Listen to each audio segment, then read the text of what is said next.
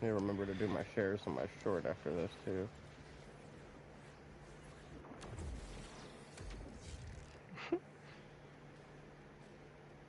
The hell am I? Nope. Am I? You're alive. You're Looks alive. like you were fighting Splash Zone from the looks of things. You're alive. You're alive. Like Alive. You heard it twice here, guys. Alright, so we're doing things a little differently. We're going to play a little stuff in the background for the podcast today. I'm going to come in here and turn my options down before I start for the audio so we're not overpowering everything before we get going here.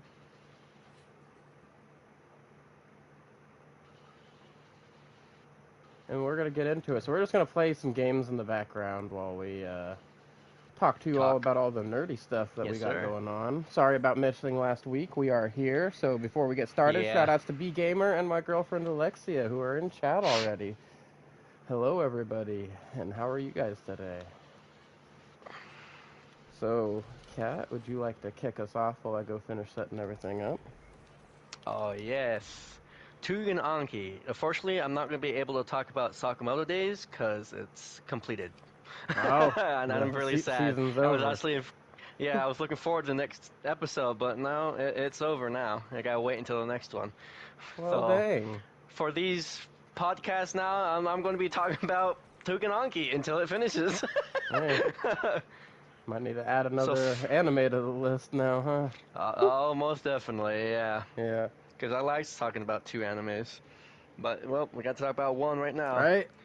It was So getting now pretty crazy for the last week. Now I got to talk about, I think, 2 episodes since I missed the last one. Oh, yeah. And was there not, for the last 2 weeks, was there no Sakamoto Days? Yeah. There was no Sakamoto Days, unfortunately. For 2 weeks. Bro's been in that dry spell. He's like, man, that was the last episode?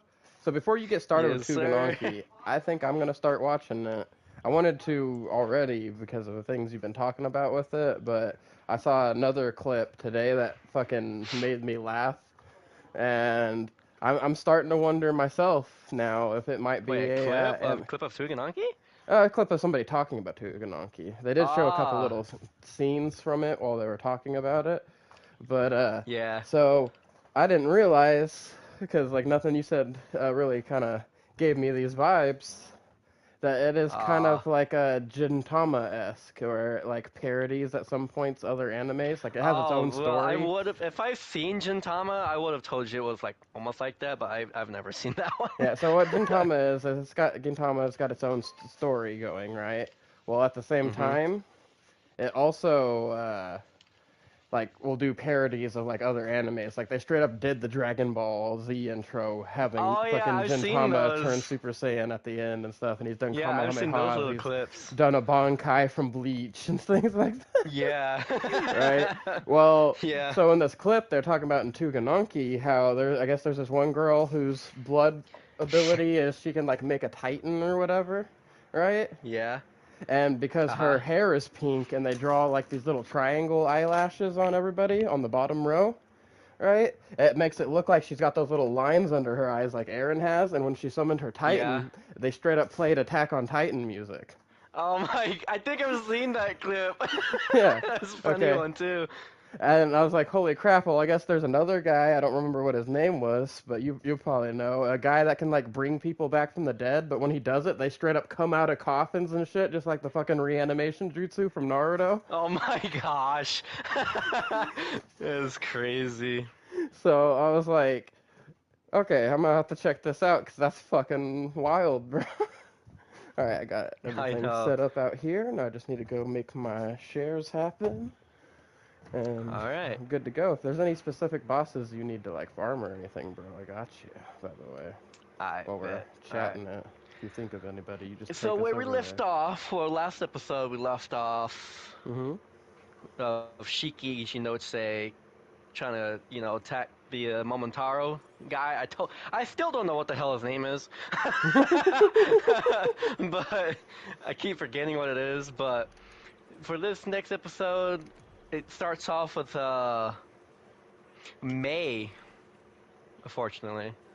Yeah, it's May doing like praying that Shiki can, like, overcome everything. Like, oh, you got this, and everything. You can defeat this Momotaro, stuff like that. Okay. Praying on his behalf. Then we get to the part where Shiki and Shinose, well, after that, then it gets into the, in the Momotaro HQ. Mm-hmm. They finally showed off the HQ. Let's go. So you get to finally see that. There's a new recruit. Okay. New person. New person. Ooh. Hina Momota. That's what her name is. Interesting name. Yes. Another girl with, yeah, big titties and a big ass. Oh god. It's a nerdy girl too.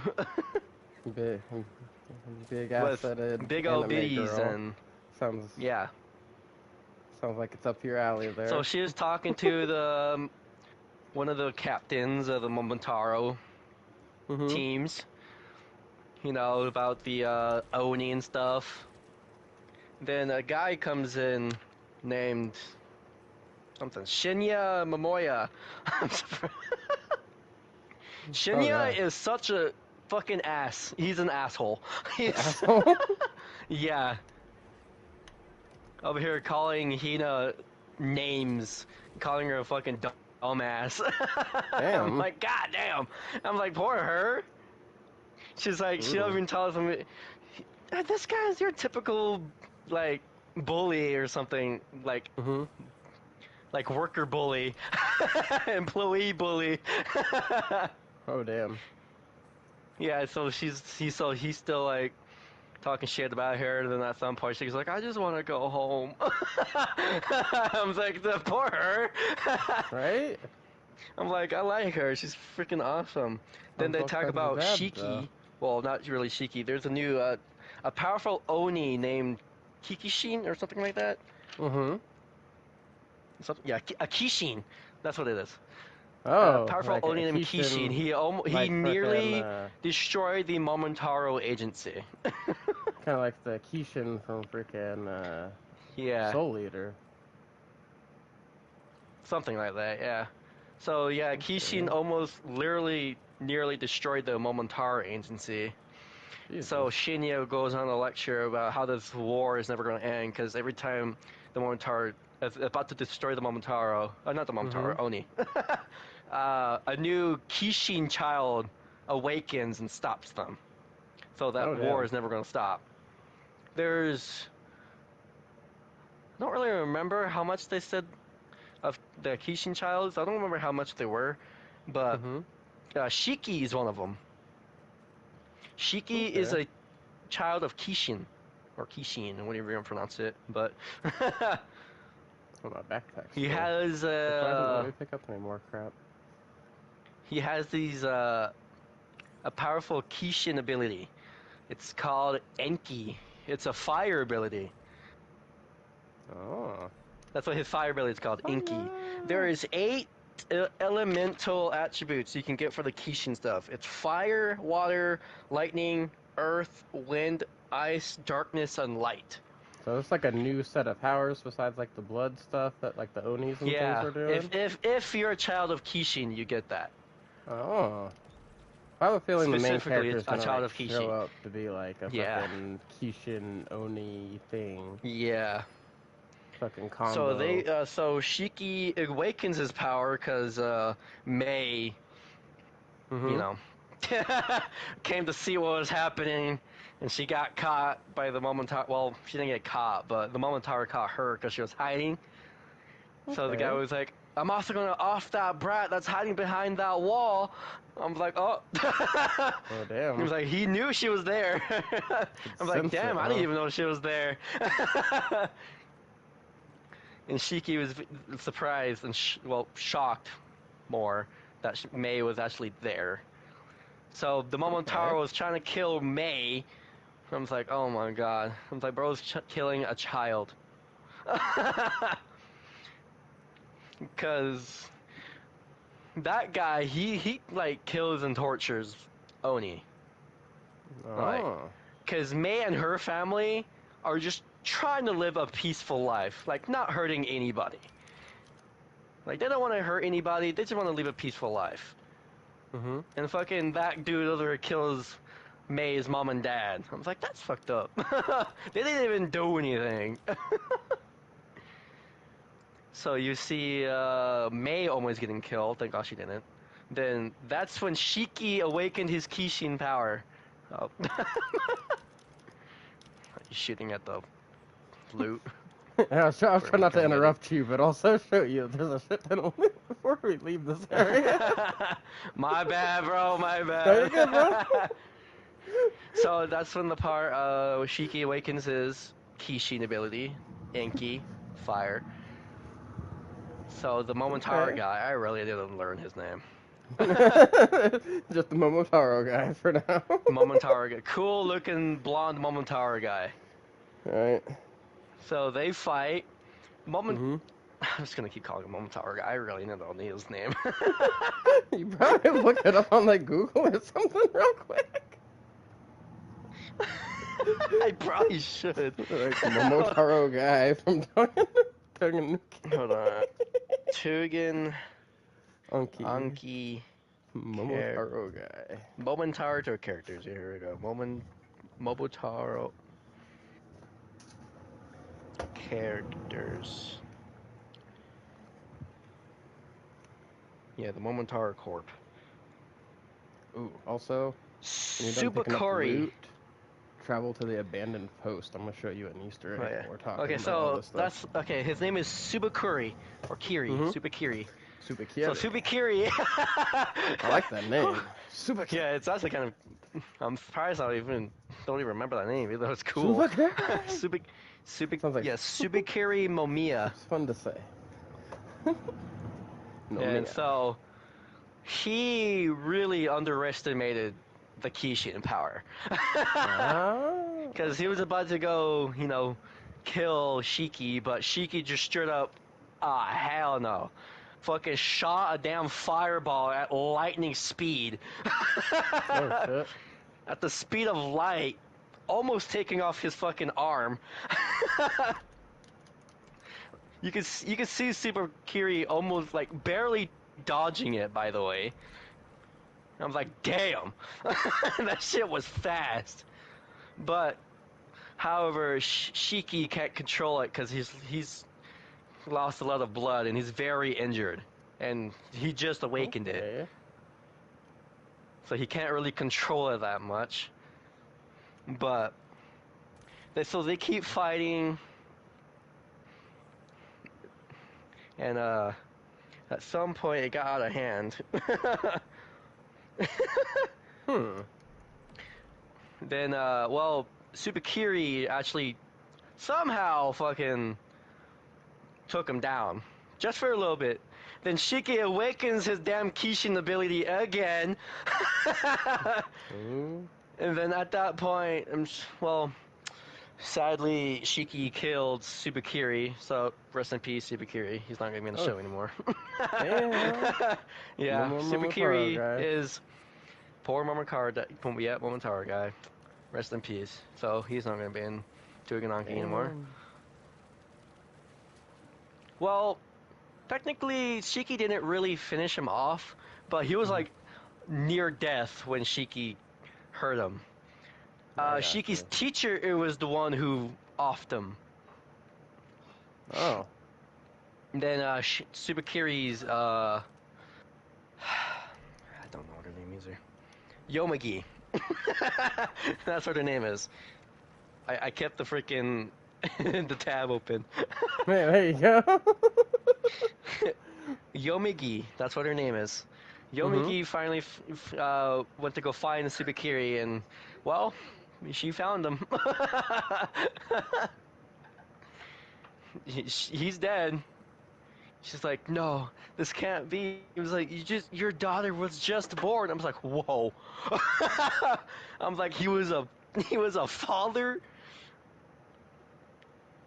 They didn't tell us he was a father until that last moment of the episode, by the way. Oh, damn. Yeah. I'm like, what? I'm like, what the hell? That's crazy. Then that's episode 10. Then you get episode 11, where it start off pretty simple. You know, telling about Tsubakiri's background.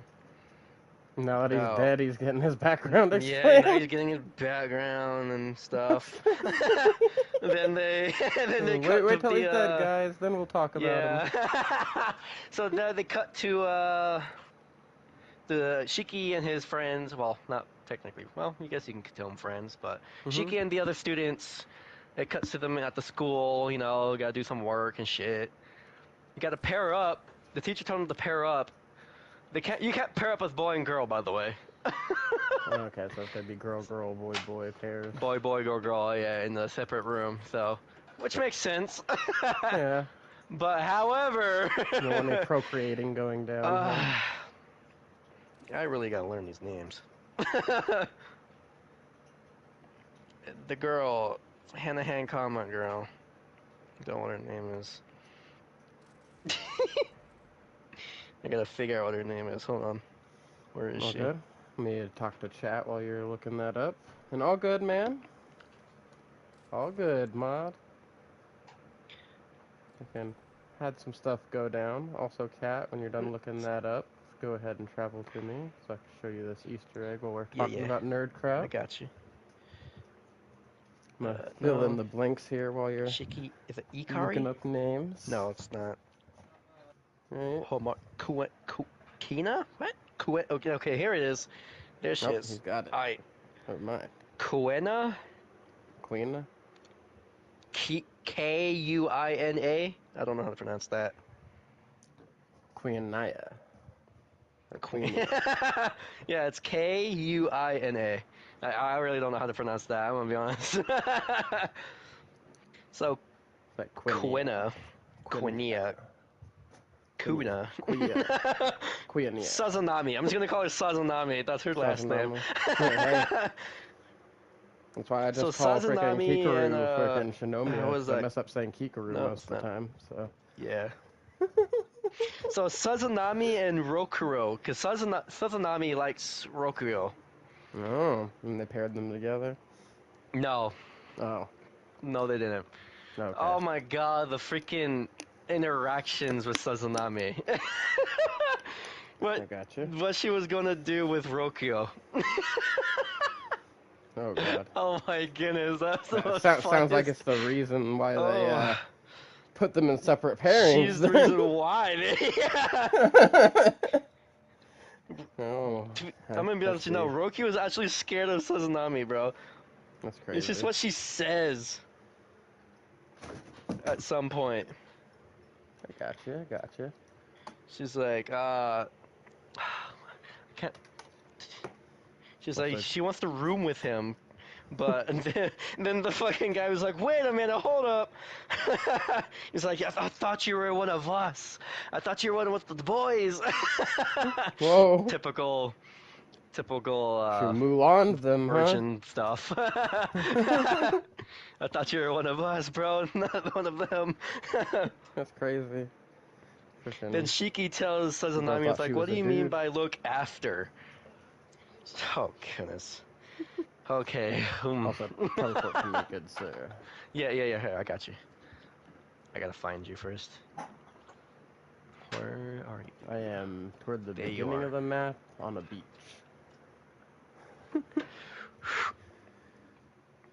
God, I can't believe it.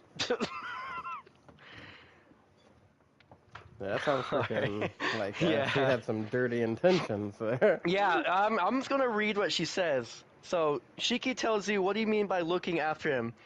Sazanami goes, first I wake him up, then have sex. Feed him. Dang. Brush his teeth, dress him, pack lunch, wipe him, then have sex again. Then fuck before heading out. Prep dinner after we're home. Take a bath together, feed him dinner. I'm like watching it right now. Brush his teeth, have sex again, then put him to bed, and this is like fuck him silly. Jesus I'm Christ. like, oh my god. I got a little graphic there, dude. She said that in the damn room with the teacher in there. I'm like, holy crap. Teacher didn't care, to be honest. Sounds fucking crazy. Bro was just listening to them pant. That is crazy. I'm like, oh my god, girl. Holy, I mean, shit. I mean, something. she needs something. God damn it, Harley. After that, shit. I'm like, oh my god. Sorry about that sudden So loud noise, everybody. yeah, My so dog they just throw ripped my headset Shiki off and my the other head. guys are telling him of like, well, what's his name? Ryoko or something? Kyoko? Rokuro, whatever. Telling him like, don't get cocky because you're with her. Okay. But the thing is, it's like, I don't want to. I'm scared of her. Also, he really has a love of his life. Oh, dang. Unfortunately, so she can't really do anything about that. Well, she can, but I forgot to tell her that she's dead. that's how. Oh my god, fucking, what's his name? Rokuro. Look out at the ocean, cat, by the way. I'm just gonna call him Kiriyama. Look at the ocean? Wait, what? Oh my gosh. The hell? Yep. So if you come over here and you shoot the barrels in order of corrosive, cryo, fire, shock, radiation, this happens. Wow. What the hell? Oh yeah, and if I didn't have my volume turned down right now, you'd hear opera music. Yeah. Yeah. So then they talk about who is gonna pair up with who. Shiki had the idea to. I just got a freaking trophy. Mhm. That's a trophy. Yep. I didn't even know that. You're welcome. Thank you. So I was saying Shiki had the idea to play rock paper scissors. Whoever gets the same hand is their roommate. Like, if you get rock and the other person gets rock, they're roommates now. Or they're paired up, not roommates. They're paired up. However, Shiki got somebody he didn't like. I was like, oh, well, poor him. Right? Then we got, let me guess, him is Momoya, right? Oh my Jesus Christ. Some of these guys' names are pretty hard to... Hamari Biobogara. Yeah. I'm just gonna call her Hamari. Hamari is the one I like, the pink-haired girl with the giant Titan blood thing. Okay, yeah, she's the one that they showed in that freaking clip where she was summoning the Blood Titan and that fucking played the Attack on Titan music. Yeah, so it's that girl that I like. Okay. She's one of my favorites. Hamari. She still thinks she's a burden to everybody. Even though she can freaking summon Blood Titans? Yeah. That's wild. And I'm pretty sure, I got my theory that Shiki and, what the fuck is her name? Homari or something like that again? Yeah, Homari and Shiki is going to get, like, put together. Well, not put together, like, become couple. I have my theories because Shiki fucking loves her. I see. I was like, I'm really hoping Shiki and Homari actually become couples. I see. Yeah, I'm shipping while I'm talking about. Okay, back to the thing. So Shiki got something he didn't like. Nerd guy, I don't really remember. His both were talking about this dude's sex life. I don't know. This episode is pretty crazy. Teacher leaves. Then that's the end of the episode. It's crazy episode. Yeah. Now I gotta wait until next. I gotta know when it comes out. I think it's like Friday. I think. Oh, so Friday. Here in a couple of days. I think. If I remember. I got you. Here, hold on. It tells me when it's gonna come out. Come on, where is it? Togen Angi. Next episode that's 2025 in a day. Wait, it's tomorrow? So it's Thursdays. Okay, Thursdays is Tugan Anki episodes. Alright, That is good to know. Thursdays. Every Thursday. Got it. Oh, okay. So that's the end of Tomorrow, Tugan Anki. Yeah, tomorrow. Alright. Well, I got a couple things to throw in here. First thing I want to talk about before we get... I'll talk about this one before we get into our usual weekly animes that we watch, that we have 2 weeks worth to talk about. Yeah. So, I recently, because they added it to HBO Max now to watch for free, I watched the new Superman movie. And I haven't seen that one yet. I need to. I'm going to tell you all... Oh, then I'm not going to spoil anything, but I'm going to tell you all, I hate Superman. I am not a Superman guy. I do not like Superman. I'm not a Superman fan at all. But I am a comic book fan, and he's part of DC Comics, so, like, if I want to know their whole universe, I'm going to watch the movie, right?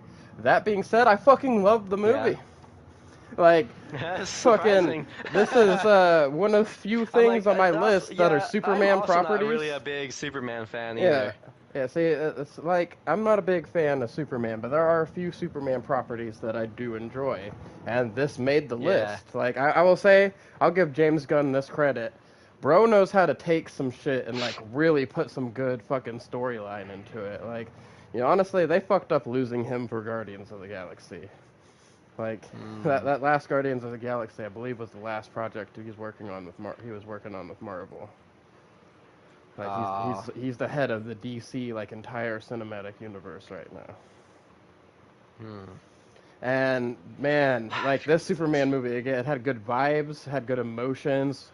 It's like an origin movie, but not an origin movie at the same time, because, like, this is an established Superman, and they kind of start off with, like, a background of, like, 30 years ago, freaking, you know... A boy was sent from his dying home world to a planet in hopes that he would survive, right? 3 years ago, this boy came out as the Superman. Fucking, like, 3 months ago, he stopped a fucking war. And then 3 hours ago, he lost his first fight.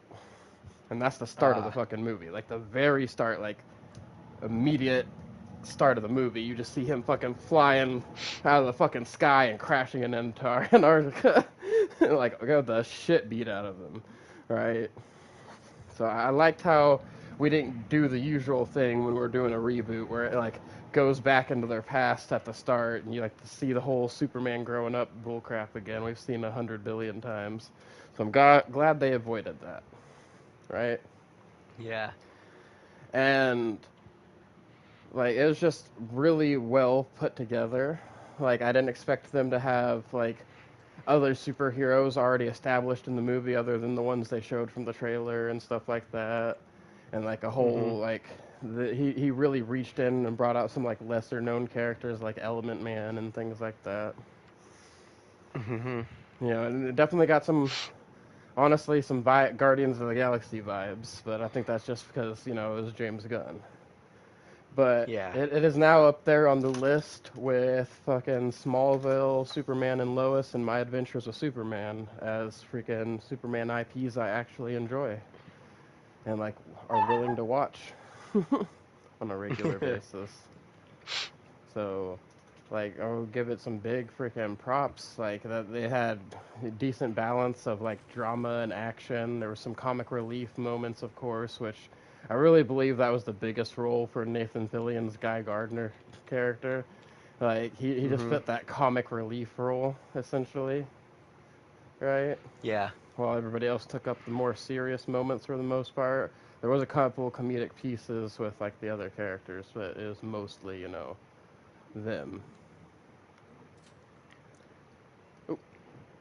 And I'm telling you. I dropped my bomb. I found that out. I was about to open that bunker up. I'm my bad. No, you're good, bro. You're good. We're here to do stuff for you and just talk about nerdy crap. I don't care what we're doing. Yeah, because I want to go with one boss. Nerd crap. Yeah, I'll just wait for you to get there, and I'll keep talking. But, so, like, they have really good pacing. The villain of the movie is Ultraman, which I do like their version of Ultraman. Ultraman? Yeah. Heck yeah. Their version is a Superman clone. Oh. Yeah, so I thought that was really good. You know, I don't, like I said, I don't want to get too deep into everything going on, but like, just like the way they had these things set up and like the world affairs and things like that. I wasn't too sure about their Lex Luthor character at first, but the more it went into, I was like, all right, I can get behind this. And he's going to prison at the end of the movie, so potentially we can get the jacked Lex Luthor still, because a lot of people don't realize this, but in comics in the beginning, yeah, Lex Luthor, usually you see him, he's rich, he's jacked, he's smart, right? He doesn't become jacked in the comic books till he gets sent to the prison the first time. Yeah. And like he buffs up in prison. So like we have this opportunity now. And I can't wait to see what they do with that. We had a Peacemaker cameo, which I'm behind that. Ooh. Because I'm a fucking Peacemaker fan, especially with the fucking Peacemaker show that they have going on. Like, at first, I didn't really like his character and fucking, the, Suicide Squad movie that they made. But ever since that show came out, man, I've been really liking the character, man. Like, they made me like a character that I didn't like, so I can give them props for that. Twice now, James Gunn's made me like characters I don't like, so. Bro's awesome. got a good way of going about these things. And I can get behind that. And Alrighty, go ahead. You can teleport. sorry about that. I freaking was not expecting to just randomly bust out coughing mid-sentence. But like, he does a good job of layering the story. It's never too much at once. And like, you don't leave the movie wishing that you wanted more, but you would be okay with getting more. Does that make sense? Yeah. Like you could, this movie could stand alone by itself and still be good. But it also opens up like ways to where like they could expand on it. Yeah. And I really enjoyed that. Also, there's one bit that they have with Jimmy Olsen having a crazy, hot but psychotic ex-girlfriend who's currently dating Lex Luthor, and that's how like he gets all his hidden info. Oh wow! But she's like super obsessed with him and shit.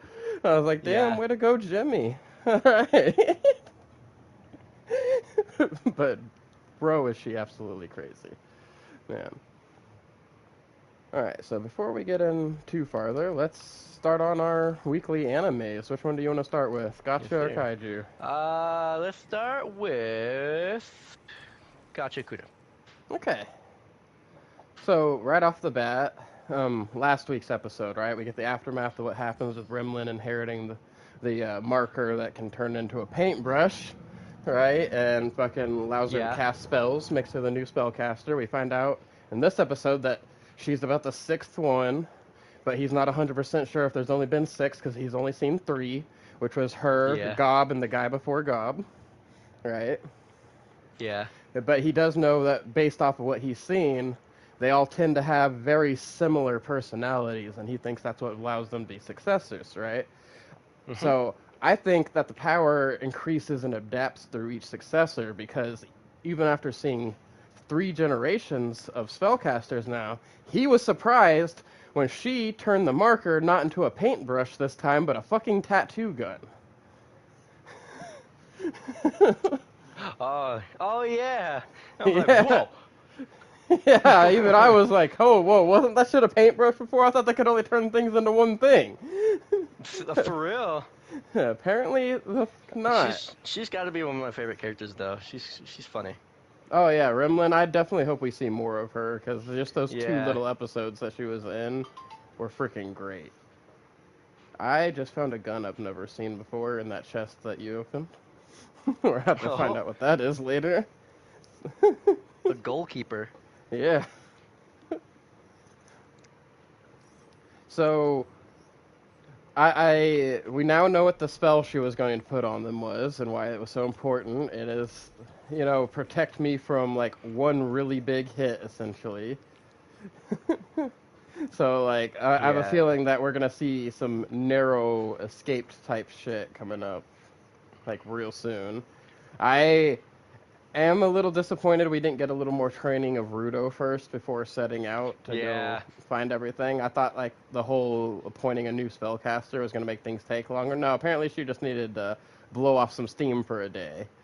So we got pretty, quickly sent into the next thing. You know what I mean? Yeah. But altogether, that was like a pretty wholesome episode. Like I do like all the new background stuff that we got about their world and things, right? But so starting off, I have a theory because they showed whenever they took Rudo to that freaking junk pile. And he started getting all crazy. They showed that TV turn on, and it showed like some kind. I'm thinking it's a movie or some kind of like superhero TV show or something. But they showed one guy wearing some kind of jacket, the suspenders thing that they showed the leader of the freaking Raiders wearing, and then Rudo's gloves, and then the boots that we get introduced to later. Ooh. Yeah. So we know there's one more piece of gear we haven't seen, and that's the jacket. Okay. And we know that they all came from the same person originally, which is why he talked about them being in a series, which also leads me to believe that it was a TV show instead of a movie, mainly. But, it could be either or. It could still be a movie. But usually when people mention the word series, this usually pertains to... like a TV series rather than like a series of movies. Yeah. But I'm just still leaving the movie thing in there just in case. But I'm really thinking that it came from like a popular TV show before the world got sent to fuck. Yeah. I get what you mean. And then, we arrive in No Man's Land finally. Oh, well, actually, I skipped over something important. Two things important. We get to meet August, who is the guy that makes the full faces, which a full face, if you guys don't know, is they take a gas mask, okay, they attach their hose to it, and then they put this other mask that, like, fits their personality over that, and then once you combine all three of those elements, you have your full face. So that was a good amount of lore dump. We also find out that August is kind of crazy and a little bit self-centered. Also, he will get your measurements of your face no matter what. Oh, I forgot what they're called, the little helpers for the cleaners. Like the freaking assistant people, right? Yeah. That have no powers. We meet the sister pretty early on. Yeah. Well, she's a giver, remember? Oh, yeah. She's the healer chick. I forgot, dude. Aisha. Right? So I was not expecting August to be her brother at all. Yeah, me like that was a big surprise. They have completely opposite personalities. She's all like shy and courtly and stuff like that, never trying to like impose on people, whereas he's like loud and fucking like willing to do whatever he wants type of person. Fucking works at his own pace, all this shit. Yeah.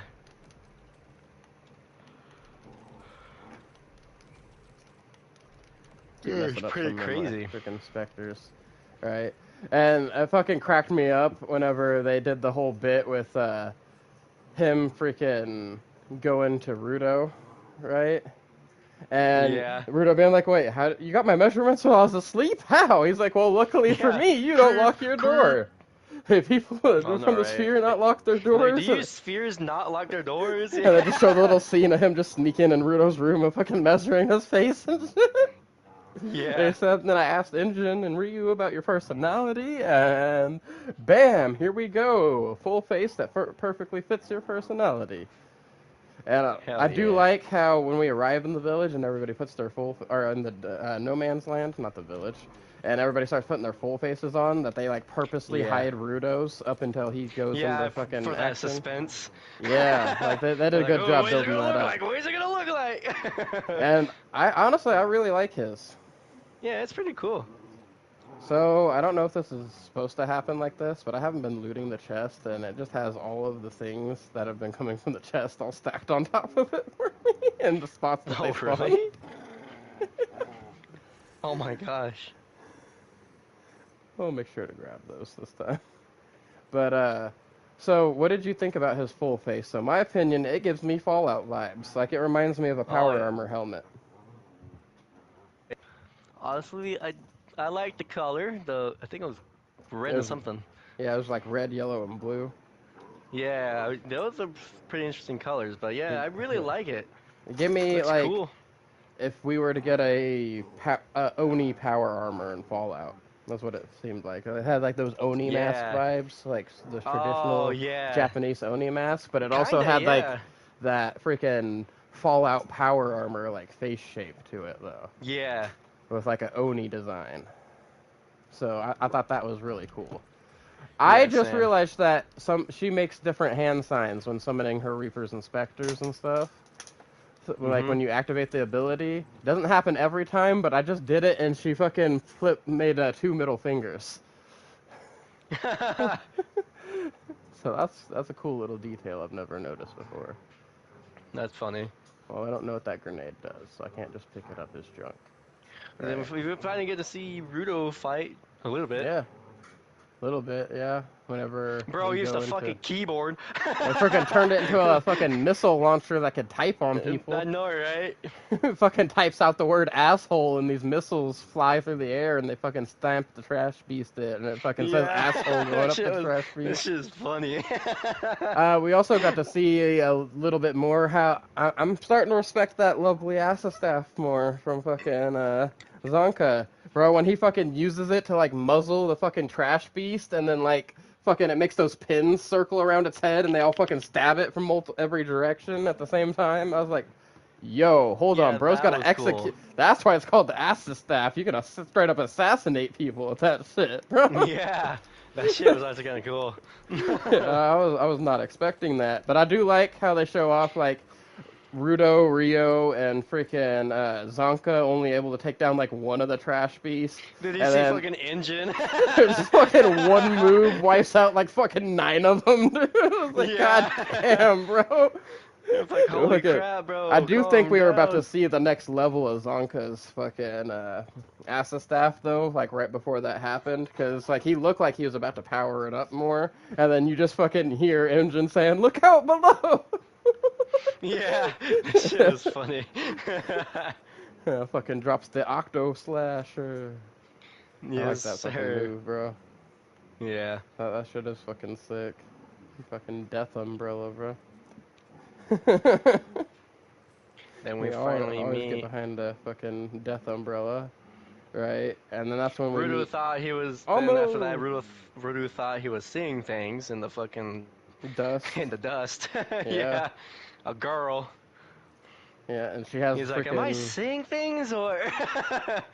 He's ever wiping his fucking mask. Hey, bro, had to. He's like, bro, I swear. It's all dusty and shit. Yeah, I understand that. Yeah, and then they show the zoom in on her boots and stuff, and yeah. They have that same symbol that his gloves have on them and everything. I didn't expect the clothing she's gonna wear, dude. I'm gonna be honest. So here's one of the theories that I had that got blown away immediately, like in the same episode. So that little bit where they cut to the leader of the Raiders, right? And they show him watching that TV, watching them on the TV specifically. Right? Yeah. He says, oh, so that area. And they're like, well, is that where the other one is? And frickin' Jabber was like, the other what? And frickin' the leader was like, oh, you'll see when you go there. Right? And I fully believe the other that he was talking about was her fucking shoes, specifically. Not even specifically her, but well, her not shoes. her, yeah, the shoes. I meant to being from the same series as him and Rudo's Vital Instrument. Yeah.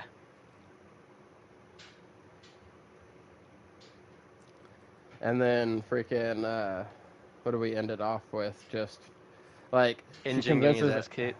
Oh, it wasn't even him getting his ass kicked. We didn't know what happened. So she like invites them to her house. I'm just saying because I want to. First thing I noticed about her is she talks in the third person, so you can tell she's been alone for a very long time. Oh, poor her. Talks about herself like she's a separate story character, right? Yeah.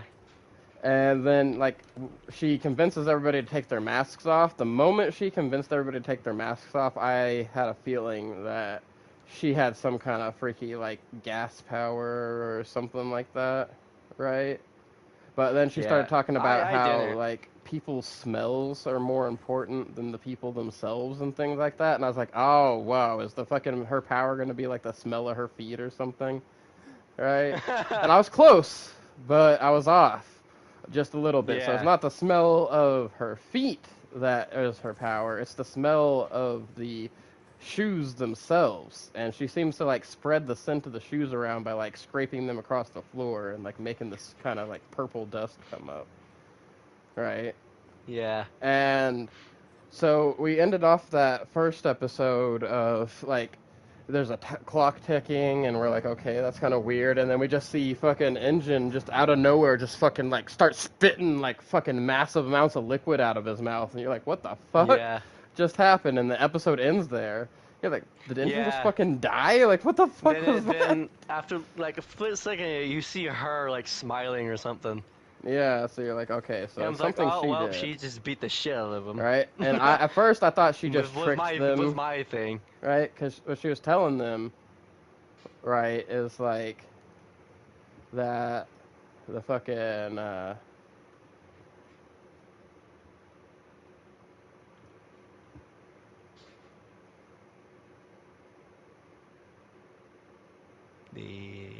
Sorry, I was trying to figure out because somebody just joined in. And I was like, wait, it wasn't. But it's got to be your session settings. I can't affect it. But I thought it was set to invite only. It just threw me off. I wasn't expecting somebody to randomly join in. Josh? Yeah, I know who it is. I'm not happy with him due to things that he did. Okay. You know, understandable. Like, because that was kind of messed up of him. But anyway, as I was saying, freaking, I thought she tricked them all into freaking taking their masks off to like get affected by the dust and stuff that was in the air in the no man's land. Like, I wasn't expecting, like, when they cut in the next episode, like, they rewind time back to an hour, they're showing everybody walk up the stairs, and, like, that was crazy. I was like, whoa. Yeah, she's very insistent about everybody taking their masks off now, and I'm like, okay, so something's got to be up, that she's, like, really hardcore trying to take their masks off. Yeah. You know, and she finally gets everybody to take their mask off, and Rudo asks her that question, and she just kind of like, all right, subject change, like, fuck your question. Right? So, let's talk about boys and girls. Romance specifically. Yeah. She's like, what are you looking for in a crush? And it's like, okay, that's freaky, right? And whenever Engine steps in to be like, hey, you know, we'll talk about romance if that's your payment, but, like, we really want the information on, like, how people are getting back and forth between the sphere. You reported to us at HQ that you've seen these things, right? Yeah. And she just starts fucking freaking out, like, no, you're trying to use me, blah, blah, blah. And then next thing you know, fucking the big guy, I'm saying now I'm going to have to bring up a list of people's names. Yeah. Fucking blasts Engine in the back. Man, we just met that guy, too, a couple episodes ago. I should be able to remember his name. At some point, I don't know which one, I'm pretty sure Engine was talking about her clothes. Oh, yeah, he starts after he backtracks. Specific clothes that she's wearing. Yeah. Yeah. Yeah, so, like, she starts freaking out, and he's like, whoa, let me rephrase that. All right? He's like, you know, I'm actually interested in you. And she's like, oh, wait, first off, before he says that, she tells him to lie to her, but then he lies to her, and she's like, don't you dare lie to me. Like, bro, you just told me to lie to you.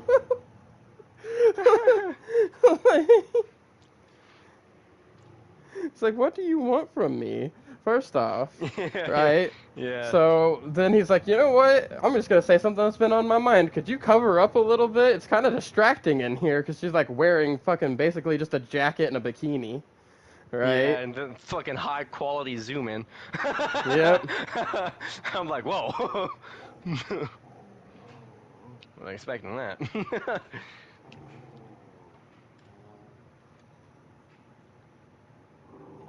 But, freaking.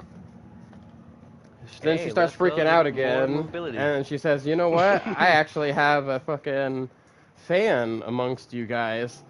And that's when freaking, god dang it, man, I'm trying to find his name real quick.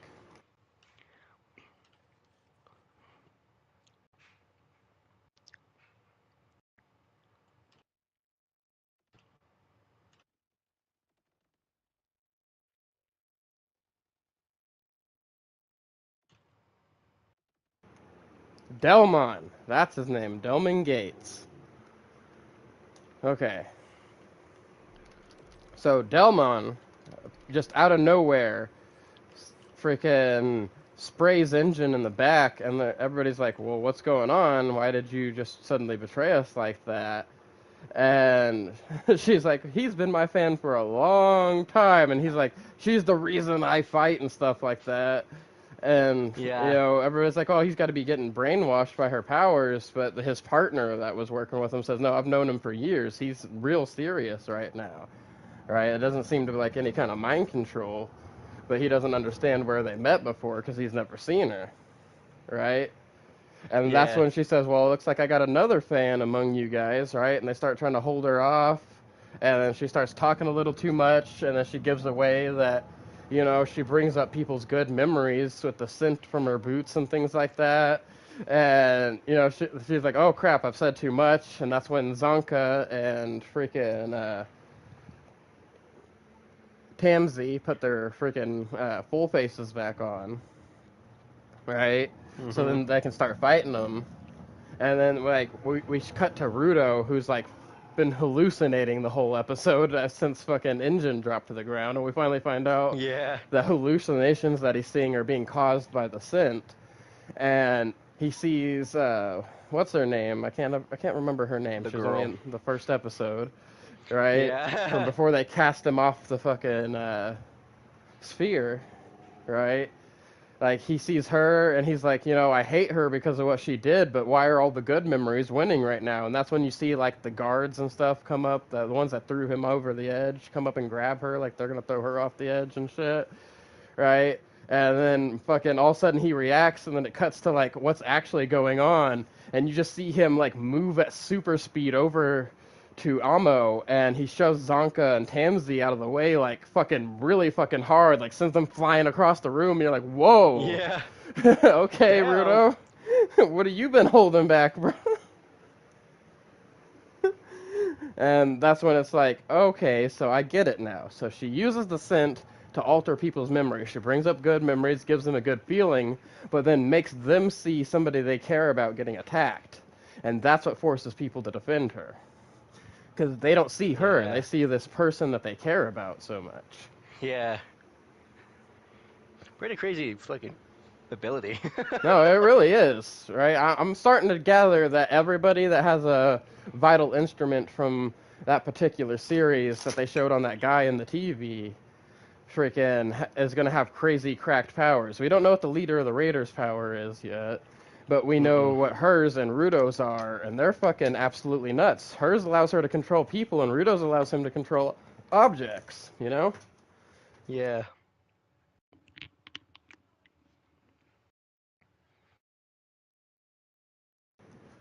So I'm wondering imagine having Rudo's all controls objects on one person. Yeah. So, so that's what I'm saying. That's got to be fucking crazy. But so Rudo's controls objects, hers controls people. I wonder if Dude's controls the world. Like the ground and stuff around them. Yeah. Right? Or maybe other people's fucking vital instruments. Vital instruments, and what if he's the one that made those trash beasts? That would be even crazier ability. Oh my god. Yeah. So what if he's the one that made the trash beast that Rio fought that had somebody else's vital instrument inside its head controlling it? Yeah. And like, what if that's how he fucking makes them? Yeah. Because we know trash beasts can naturally form, but that one wasn't naturally formed. That one was created by somebody. If I had to pick a vital instrument, it's definitely gotta be Rudo's. Rudo's vitamins is fucking awesome. So far, yeah. The only downside to it is that whatever object you turn into a weapon, fucking when you're done with it, it turns to dust. Yeah. But apparently he can just grab used keyboards and turn them into fucking word missile launchers. Fucking playing Boggle on hardcore mode. Imagine all the type of stuff he can do with any object. Yeah. So speaking of which, out of the stuff that they showed that he had in that van in the back, whenever he pulled stuff out of the junkyard, the one I'm most curious to see what it does is the fucking mannequin hand. Yeah. Oh, yeah. Yeah, bro had an arm, looked like maybe like the right or left arm of a mannequin that was in there. Like we also saw like a fucking like a fucking, what are they called? Those little things you put on the bed. It's like a comforter or something like that that was rolled up. It had like a fan on it, and fucking there was some wire. Oh, one of those. There was the keyboard that he used. There was that TV that we saw that guy from that freaking TV show. It like flickered for a second, right? Yeah. And then there was a fucking mannequin hand and what looked like a computer monitor. So yeah, and we've already seen what he did with the keyboard. I'm curious what he's going to do with everything else. No, what the hell is he going to do with a TV? Yeah, the TV or the computer monitor. Turn into? Yeah, that's exactly what I'm thinking. Because so far they've done all crazy things. Like I'm wondering if he typed something else in on the keyboard, if it would have done something different, other than shoot asshole missiles. If I can spell asshole across your body. Yeah. And like I don't know, the more that we watch this series, like the more questions I'm starting to have. But I'm liking it. I know we're gonna have 24 episodes of this season, so I'm really hoping that like it goes a lot farther than where it is currently. Yeah.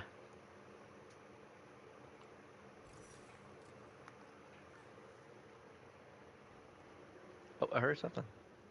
Oh, right. It's a purple.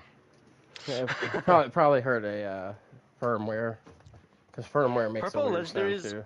Almost sound the same. Yeah. It gets me a little mixed up. Oh, purples with firmware sound freaking even more identical because they like have their own unique sound. Yeah, it does. So it's like usually when I hear a legendary, but I don't see the legendary thingy on my compass, I'm like, oh, there's a purple like shield or rep kit or something somewhere that has firmware on it.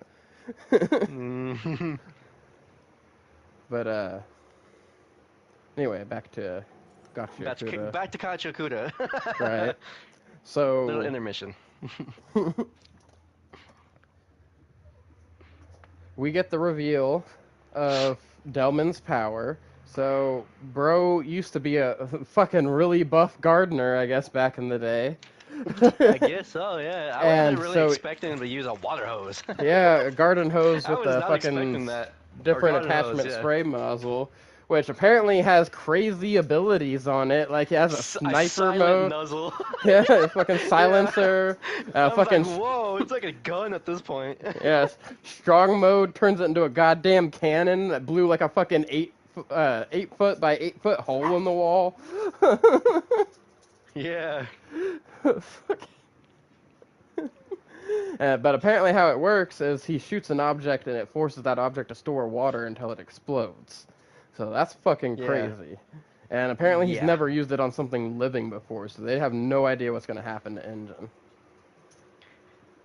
Oh yeah. All we know is getting blasted by it one time made him pass out. Oh yeah, what her name? Rinko, I think. Rio? Rio, pretty sure she dodged it. Oh, the water blast, yeah, but she got infected by the damn scent, though. Because even she was like, hey, I will protect you, and it shows her freaking eyes being all, like, possessed looking and stuff like that. Yeah.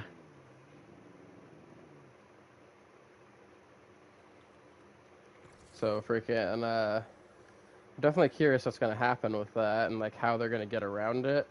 But the thing that really stood out to me was Timsy's power at the end, right? Oh, yeah. So he pulled out what looks like a spool of string for either a kite or like a puppet, right? Like it's got like the control rods and stuff on it, and like the way you can like reel and re-reel in the string and things like that. Mm-hmm. So I'm wondering if maybe he has some kind of like puppetry level freaking ability, and that's why he said he never wanted to use it on his friends. Maybe he could use that to like, you know, to kind of have controller power versus controller power type fight going on. Oh, yeah. You know what I mean? Like, yeah. He'll be able to control his own friends to like help fight back and stuff like that. Oh, yeah. That's some stuff. Yeah. So I was expecting Delman to be like the physically strong guy, not Rudo. Like if you were gonna look at their whole party, you wouldn't expect the tiniest guy to be physically stronger than everybody else. Oh, I know, right? That part to me was kind of wild. And I'm just really curious because she was able to make him awaken his vital instrument while she was controlling him. So is she gonna be able to make them all awaken their vital instruments? And if so, can she make Rudo use his powers? Because he didn't when he protected her.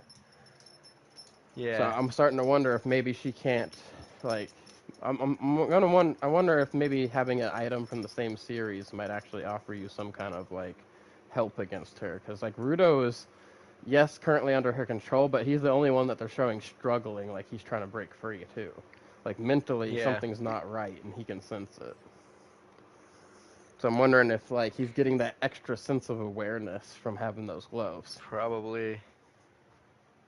And if she tries to make him use his power, will activating the gloves make him snap out of it? Ooh. Definitely big questions going into next week. I don't like them ending off where they did.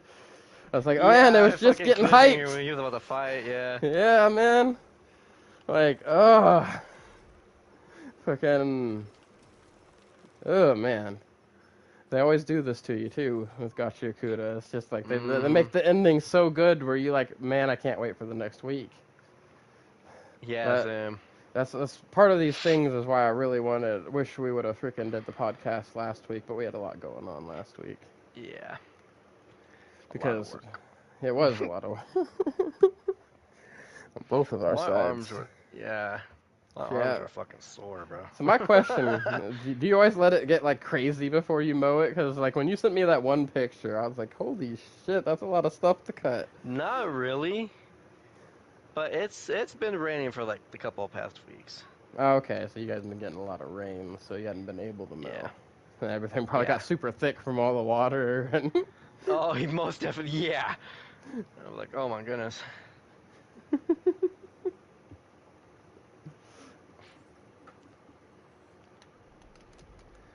So, you got any final thoughts, by the way, before I share mine? Not really. Okay. So, my final thoughts, I think, even though she's somebody they're fighting right now, I think the way they're setting it up, I think she's going to become a cleaner, Almo.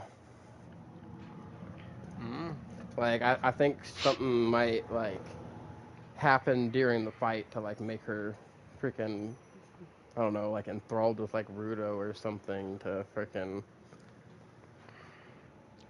like, really sink in her becoming a cleaner. And it's not just because this list of cleaner names has her name on it.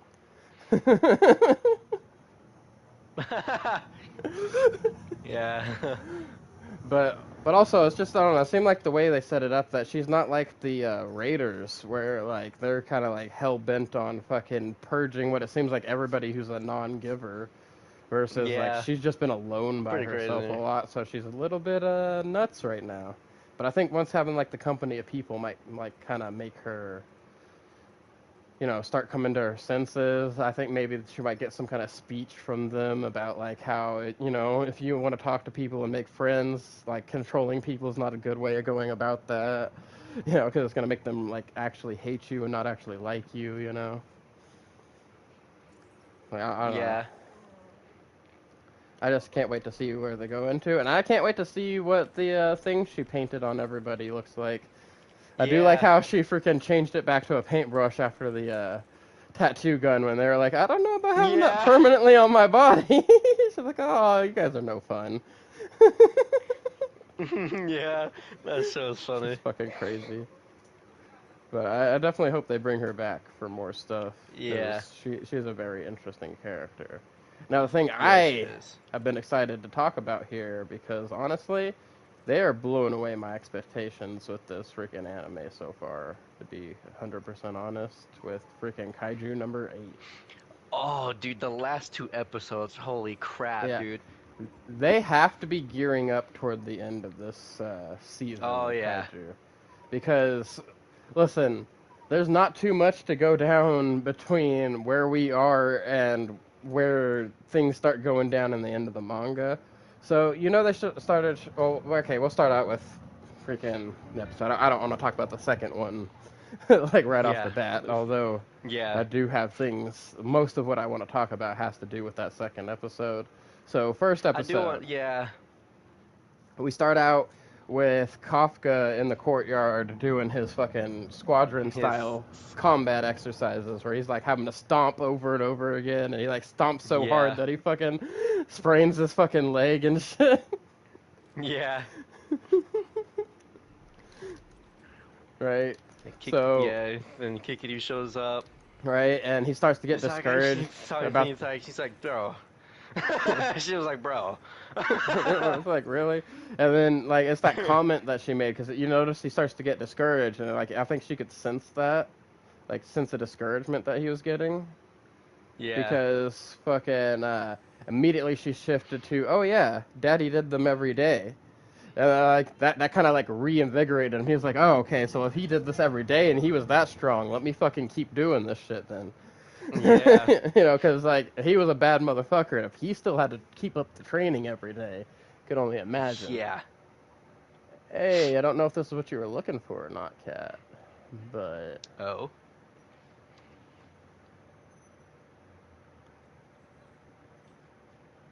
Let me go ahead and drop this for you. Okay. Boom, boom. Where did it go? There it is. Oh, Jesus. Whoa. Yeah. Okay. Anyway, holy. As I was saying, so Kikaru Shinomiya is freaking. She's cheering up Kafka, and she gives him his they call it the terminal back, but it's a fucking smartphone. Alright, like this shit looks like an Android phone. Just a fucking regular black Android phone.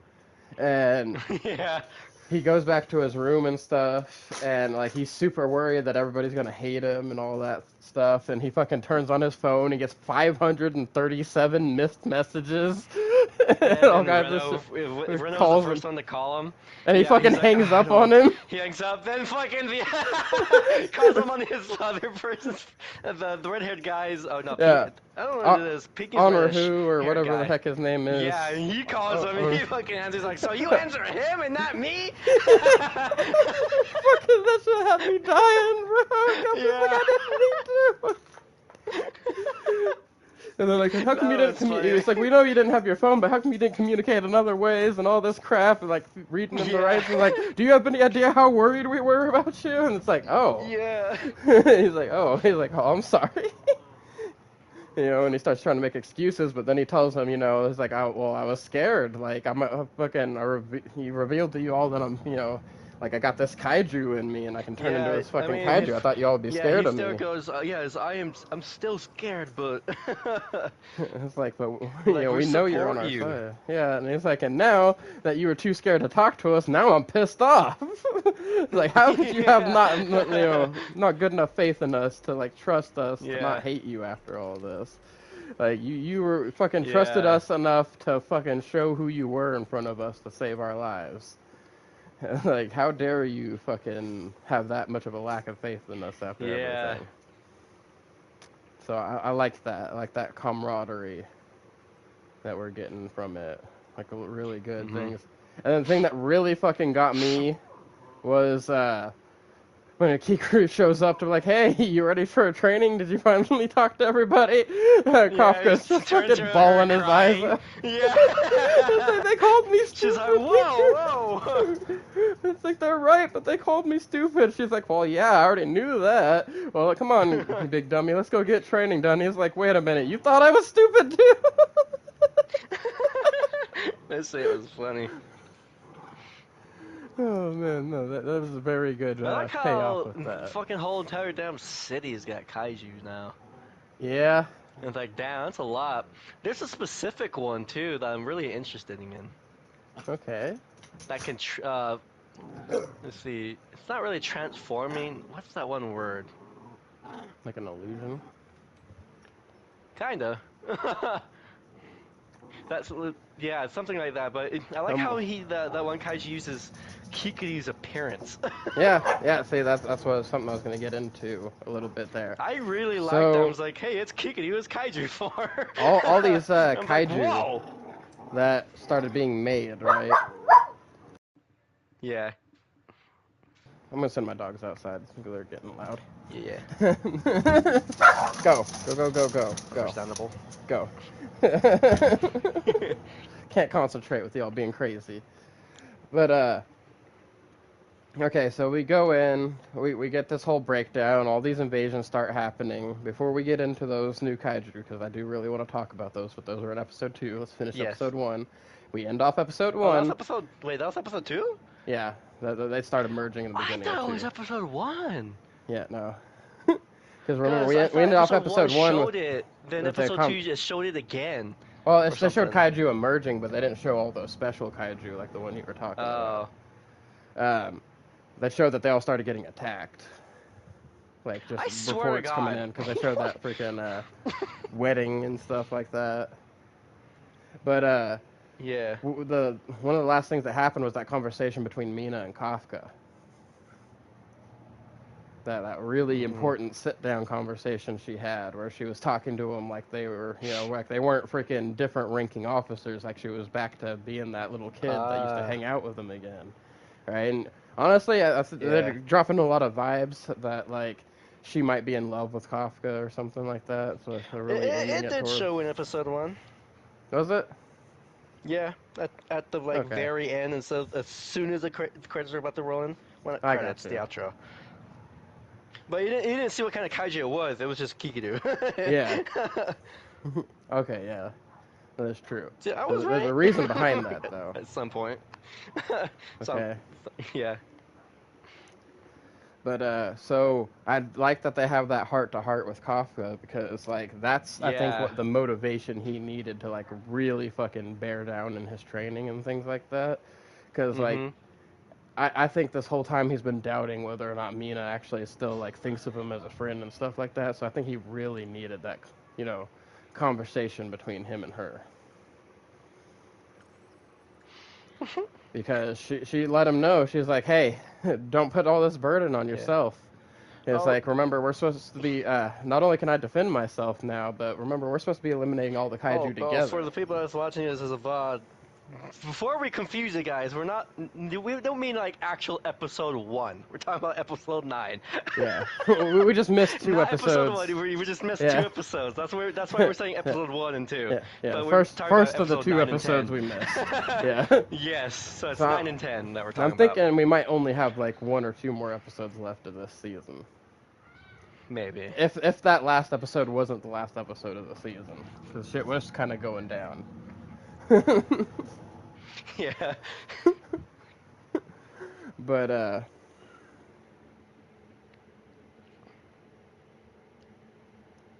oh yeah.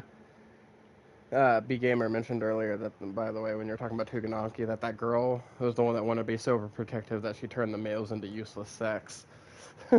Yeah.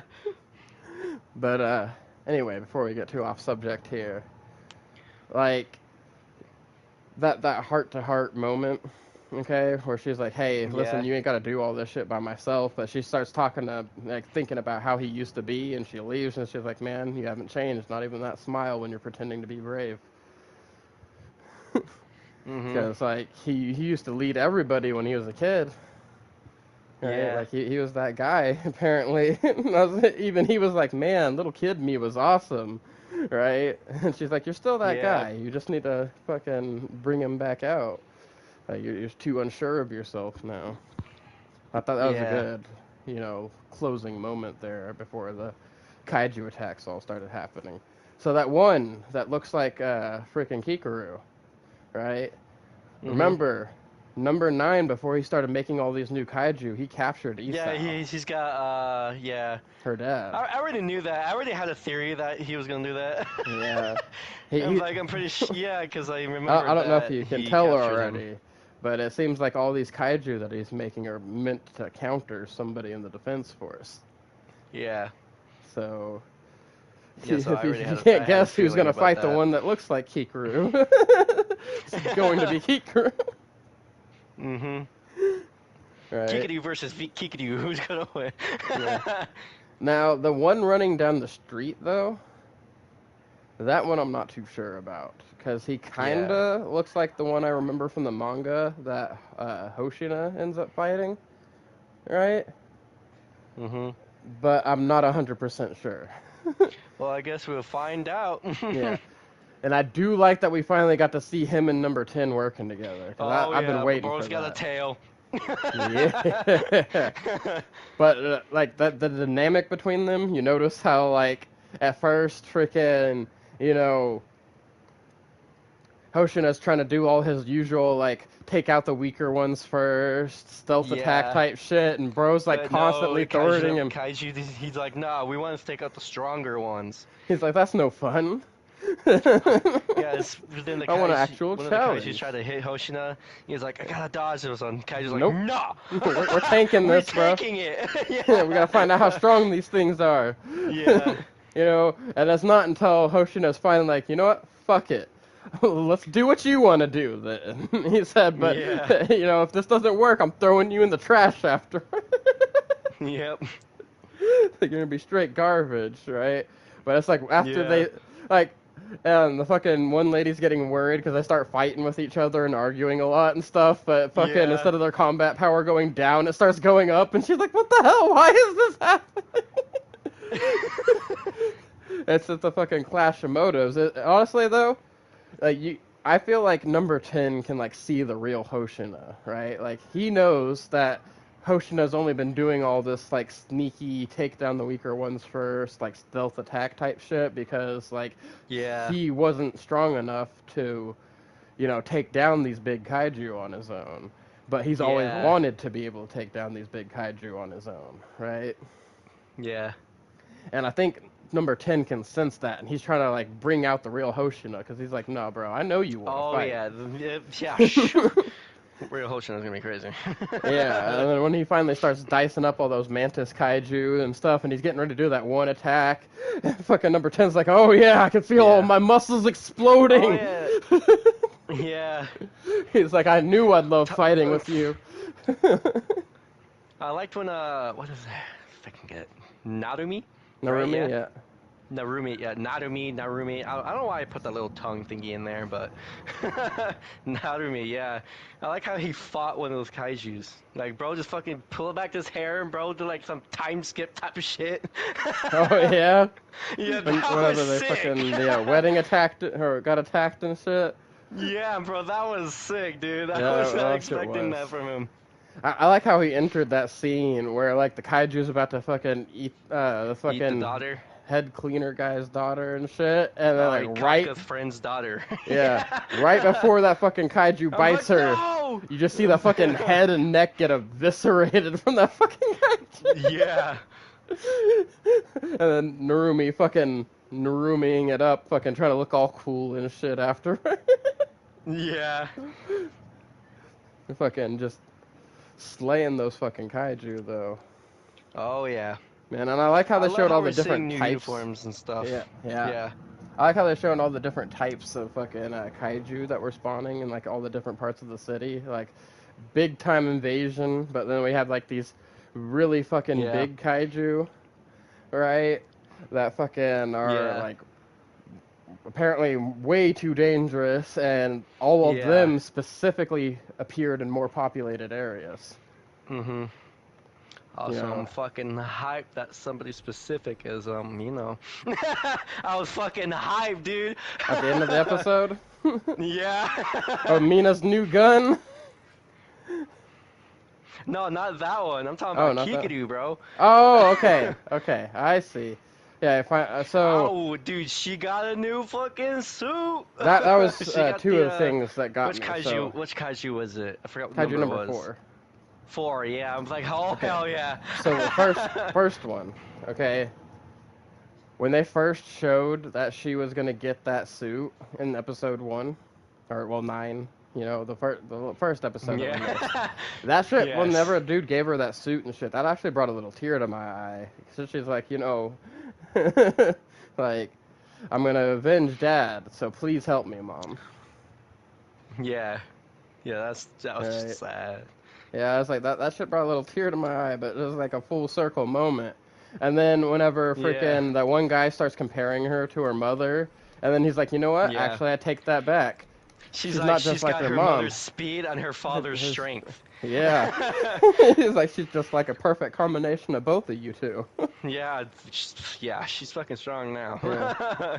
And then revealing that freaking numbers weapon is not only the fastest moving numbers weapon they have, but it's the only one that can fly, and that's why her mom has the highest kill count of every count, yeah.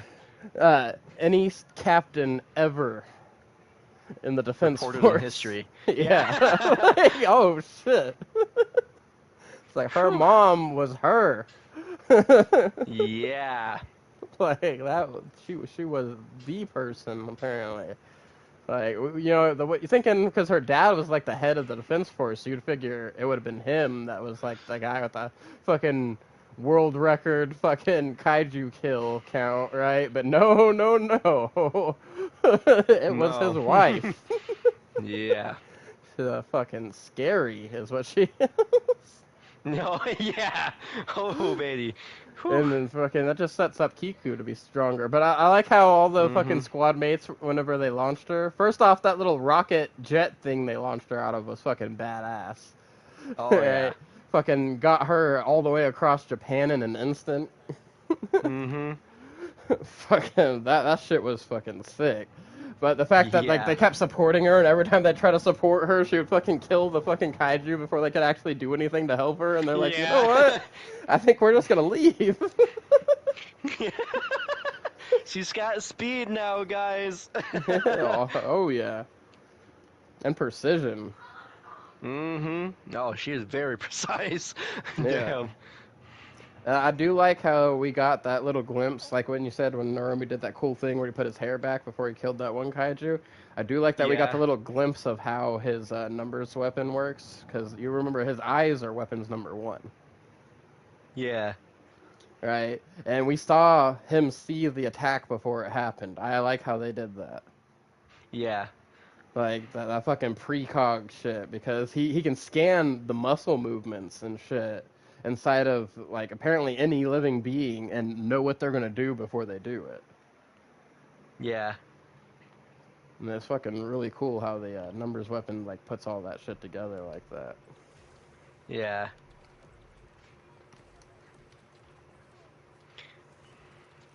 So it was fairly intense, right? And then what was it, those 6 fucking Daikaiju that appear at the end? And there's like everybody's fucking evacuating, and they're like, listen, we can't open fire on these things because there's too many people around. And you're like, then Kato was like, please let me do this. Right? And his fucking squad leader's like, no, we're saving you as the secret weapon against number 9. We gotta wait for 9 to appear because we can't have risk him finding you before, that happens. Yeah. Right? And that's when fucking Mina's like, I got this, don't worry about it. Guys, I got this, and the Panther in a fucking giant gun. I'm like, whoa! That was on top of a skyscraper? I was like, you mean to tell me... Then it just ends. I was like, what? I was like, you telling me they... Because, like, the gun looked big in the manga, don't get me wrong, but they didn't have that proper scaling to, like, really sit into the fact that they created a giant sniper rifle on top of a skyscraper. And this thing's gotta be at least a 30-foot long sniper rifle. Yeah. It's fucking massive. It looks like they converted a crane into a sniper rifle. And she's inside it to aim it, too. That's the crazy part. Yeah. I'm was like, come on! I was like, how much at least combat power does she need to unleash that thing? That's why I'm thinking we're getting like, for sure one more I hate how episode. the fucking episode ended there, though. Yeah. I was like, bro, we're about to see some fucking epicness from her. Oh, yeah. I can't wait to see what that fucking cannon can do. But also, I can't wait for fucking Reno to show up on the battlefield, too. Because, you know, he's been training more with that weapon number 6. Right? Yeah. And, if you noticed, Narumi's, Isau's, Kikaru's, and Reno's numbers weapons were the only ones that they didn't mention when talking about where to position all the number weapons and things like that. Because they only mentioned 3, 5, 7, and 3, 5, and 7. And theirs are 1, 2, 4, and 6. Mm-hmm. And of course we don't have Isau's because fucking Kaiju number 9 ate him. And I do like how they were showing the whole, like, him trying to, like, mentally resist number 9 and things like that. And I got some Chimera Ant vibes from Hunter x Hunter, right? The Chimera Ant archives when they showed all those fucking Kaiju pods hanging on the ceiling. Yeah. Right? And that's where, like, that one that looks like Hikaru and that fucking other one that could, like, run super fast and shit came from. Yeah. And the other one that can, like, apparently is just eating the fucking ocean. Like, what the fuck? Fucking goddamn vacuum fish over here. Like, that thing's got some suction on it, too, because it looked like those were fucking water spires that were coming out of the ground, and then all of a sudden they just all start going to one point, and you see this big-ass kaiju just fucking gulping down all this water and fish. For real. So I wonder if it's going to attack with the water it's absorbing. Maybe. But some of those kaiju they're showing, like that one, I don't remember from the manga, so I do think we are getting some, like, anime-exclusive fights and content coming up. Oh, hell yeah. Just like, we didn't see any of the actual training between Hoshina and Kafka in the manga. We just know that, Hoshina comes up and, like, they do that, like, quick little exchange that we got in the beginning of their training. And then, like, that's it. Like, and then they keep his fucking training completely under wraps until we see Kafka the next time in the manga. Oh, wow. Yeah, so I do like we got a little more of the training in there. And I do like the scene where they finally show Kafka get the fucking punch down, and it sends fucking Hoshina flying backwards, holding the fucking punching bag, right? Yeah. And you see him have to, like, shake his hand. Alright, let's... I'm gonna show you how... Don't get too fucking cocky now, kid. Bro fucking 1-inch punches ass, bro. See him flying. Fucking, like, launched his ass in the air, didn't just send him flying. Like, bro fucking feet left the ground. Yeah. like, damn. Don't get too cocky now. We're just training. But I do like how that also fucking got Kafka like, no, I'm gonna make you acknowledge my strength today, damn it. Yeah. So I was honestly hoping we were gonna get a little more training with them before the kaiju attacks happened. But I do like that we got into the kaiju attacks, because I should have been on the phone with you whenever I was watching that episode, because you should have heard my fucking excitement whenever they finally show Hoshina wearing weapons number 10. I was like, oh, yeah! Listen, Hoshina was my favorite character in the manga, and then specifically him pairing up with number 10 and the fights that they have after all of that are my favorite parts of the entire manga. Like, bro, and that fucking kaiju, man. Like, I don't know, the way they fucking act, they give me some fucking, like, hardcore, like, Zoro or fucking Kenpachi fucking type vibes, man. Yeah. Like, these motherfuckers just want to fight somebody strong. Alright? Yeah. They got the fucking technique and the actions to do it, man. That's why they sync up so well. And, like, I can't wait till they get more into it. Like, I'm trying so hard not to talk about some of the shit that they haven't fought yet, because, oh my god, bro. Is it gonna be epic when they animate that shit? Because, listen, it was pretty hype, but just okay the first time they showed him using the suit, or fighting those mantis things, right? In the manga. They made that shit look so good in the anime. I was like, bro, hell yeah. And then him talking shit to this fucking suit, making it better. He's like, oh, no. Like, he was like, You mean to tell me you can't handle these weak little mantises at 70% unleashed combat power? Do better. And the thing's like, all right, bet. Next one we fight, I'll show you. Right? And he's fucking telling him, he's like, well, you better not fuck up this time. He fucking runs straight at the big one. The 6 fucking smaller ones jumping from the back. And the fucking tail just eviscerates. Yeah. He's like, I told you. Fucking told you I could do it. Man, I really just can't wait because, like, you can kind of see what their dynamic's gonna be like now just from that fucking point. Like, they just push each other to fucking fight harder, and that it makes their fucking combat power go up more and more and more each time. Yeah. Oh shit. I may have hurt myself. That's okay, because I got myself back up. Magic trick. But I gotta wait for that thing to cool down before it works again. It's got a kind of long cool down.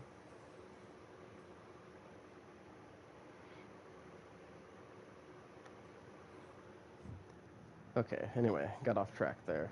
Because I blew myself up. So, my prediction is that for this season, that I would say we have 2 episodes left, but for sure we're getting one more. Because of how they left that shit off with Mina. Yeah. Okay. And then I think that the 3rd season, just based off where they currently are, I think the 3rd season is going to be the last season of Kaiju number 8. But man, is that last season going to be epic. Yeah. Because it's going to be a fucking full all-out fucking war against those Kaiju that are all appearing. Oh. So I think we're going to get the setup for the fights in the next couple episodes, right? That are going to happen in the final season, but I think the fights are going to go down next season. Because unless they are just going to make this season extra long and finish up the whole thing, like, right now. Right? Yeah. You know, I guess we could probably look up the release schedule. Probably. Episodes will Kaiju number 8 season 2 have 12 episodes, so yeah, we are getting 2 more for sure. So the next 2 are going to be the last ones for this season. We'll have to replace that anime with something else. Oh yeah. Man. But I am fucking hyped. But so I think in the next 2 episodes, I think we're going to get them taking out, like, the big Daikaiju and stuff that are popping up. But I think those, like, special ones, which, I don't know, you probably assumed this already, that those special ones that they showed, those humanoid-looking ones that look crazy, are all going to be numbered Kaiju. Yeah. Like, you know, we have number 10, right? I believe those ones showing up are going to be 11 through 15. Oh, yeah. Right. And I think that fighting them and number 9 is going to be, like, the whole next season. Oh, yeah. So I think we're just going to be finishing up and, like, showing off some of the new stuff, right? For the last couple episodes of this season. But then after that, freaking, like, we're going to have to just wait for those big fights. It's going to suck a little bit, but I really hope that they do something fucking hyped for the last episodes like they did last season. I just can't think of what that would be, because, like, last season the big hype moment was Kafka versus Isao. Right? Yeah. And I just, honestly, I can't think of anything that wouldn't, like, be better saved for next season to be the final fight of this season. Yeah. Unless we get the freaking Hoshinas fight. I can see them doing that. Yeah. At least doing his fight Hopefully. out of all of them. That'd be nice, because his fight's one of my favorites. And if they do it right. Although I probably would prefer them to save it for, like, next season and give it to us over a couple episodes. It is fucking epic what they end up having to fight. End the season to start the season with a Hoshina fight. Yeah, that'd be fucking sick. But I think it'd be cool if they at least set it all up at the end of the season. They did that in Seven Sins. Have everybody start squaring up with the thing they're about to fight, and then end the season. Yeah. Yeah. And then start fucking next season off with a bang. Oh yeah. I'd be pretty behind. Okay. So final thoughts on the couple episodes we missed. I like that we got a good bit of exposition. We got those emotional moments between everybody. And I like that we got those two new number weapon user reveals. Although we knew that Hoshino was going to end up getting number 10 as a numbers weapon, I did not expect them to have him converted so fast into the numbers weapon. Oh, yeah. So that part, they got me on that one. I wasn't expecting that. What are your final thoughts, Kat? My final thoughts are, this shit's crazy. I'm hyped. Yeah, for the big old fights. Man, fucking. I will say, I love how Kikiru got a new number suit. Yeah. They did a good job of capturing those hyped moments and the cliffhangers the same way they did in the manga. Because that was one thing the manga was really good at, was leaving off on just the right moment to make you be like, man, I need that next fucking chapter now. Why I gotta wait for this, bro? It's like, I can't be waiting for this. I need to know what happens. Right? Yeah. They did a good job of capturing that in the anime, too. I was kind of wondering, I was a little bit worried, not gonna lie, at first, because they were combining multiple chapters into, some episodes, and then, stretching out some chapters for a whole episode on other episodes. So I was like, man, it's kind of weird how they're doing it, but at the same time, I think they figured out a good way to pace it, to where, we get a good amount of things for the anime, but not too much of it at once. Ah. Alright. Oh. So with that being said, Kat, do you have anything else that you wanted to talk about this week?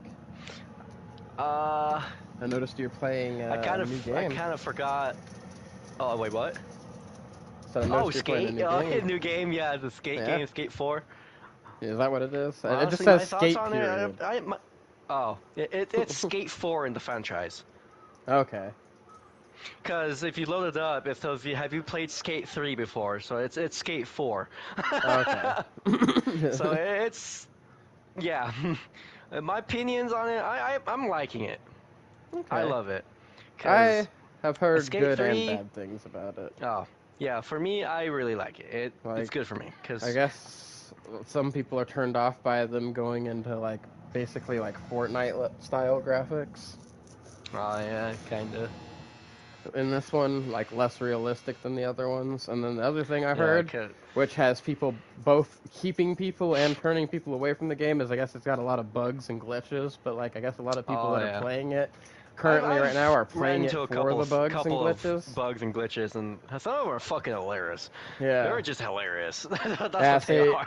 And, it's not game bugging or anything. It's just hilarious. Well, that's not the thing. I guess the developers for it, they came out and they said that they're going to be leaving a lot of those glitches in because they've realized some people are playing the game just for those glitches.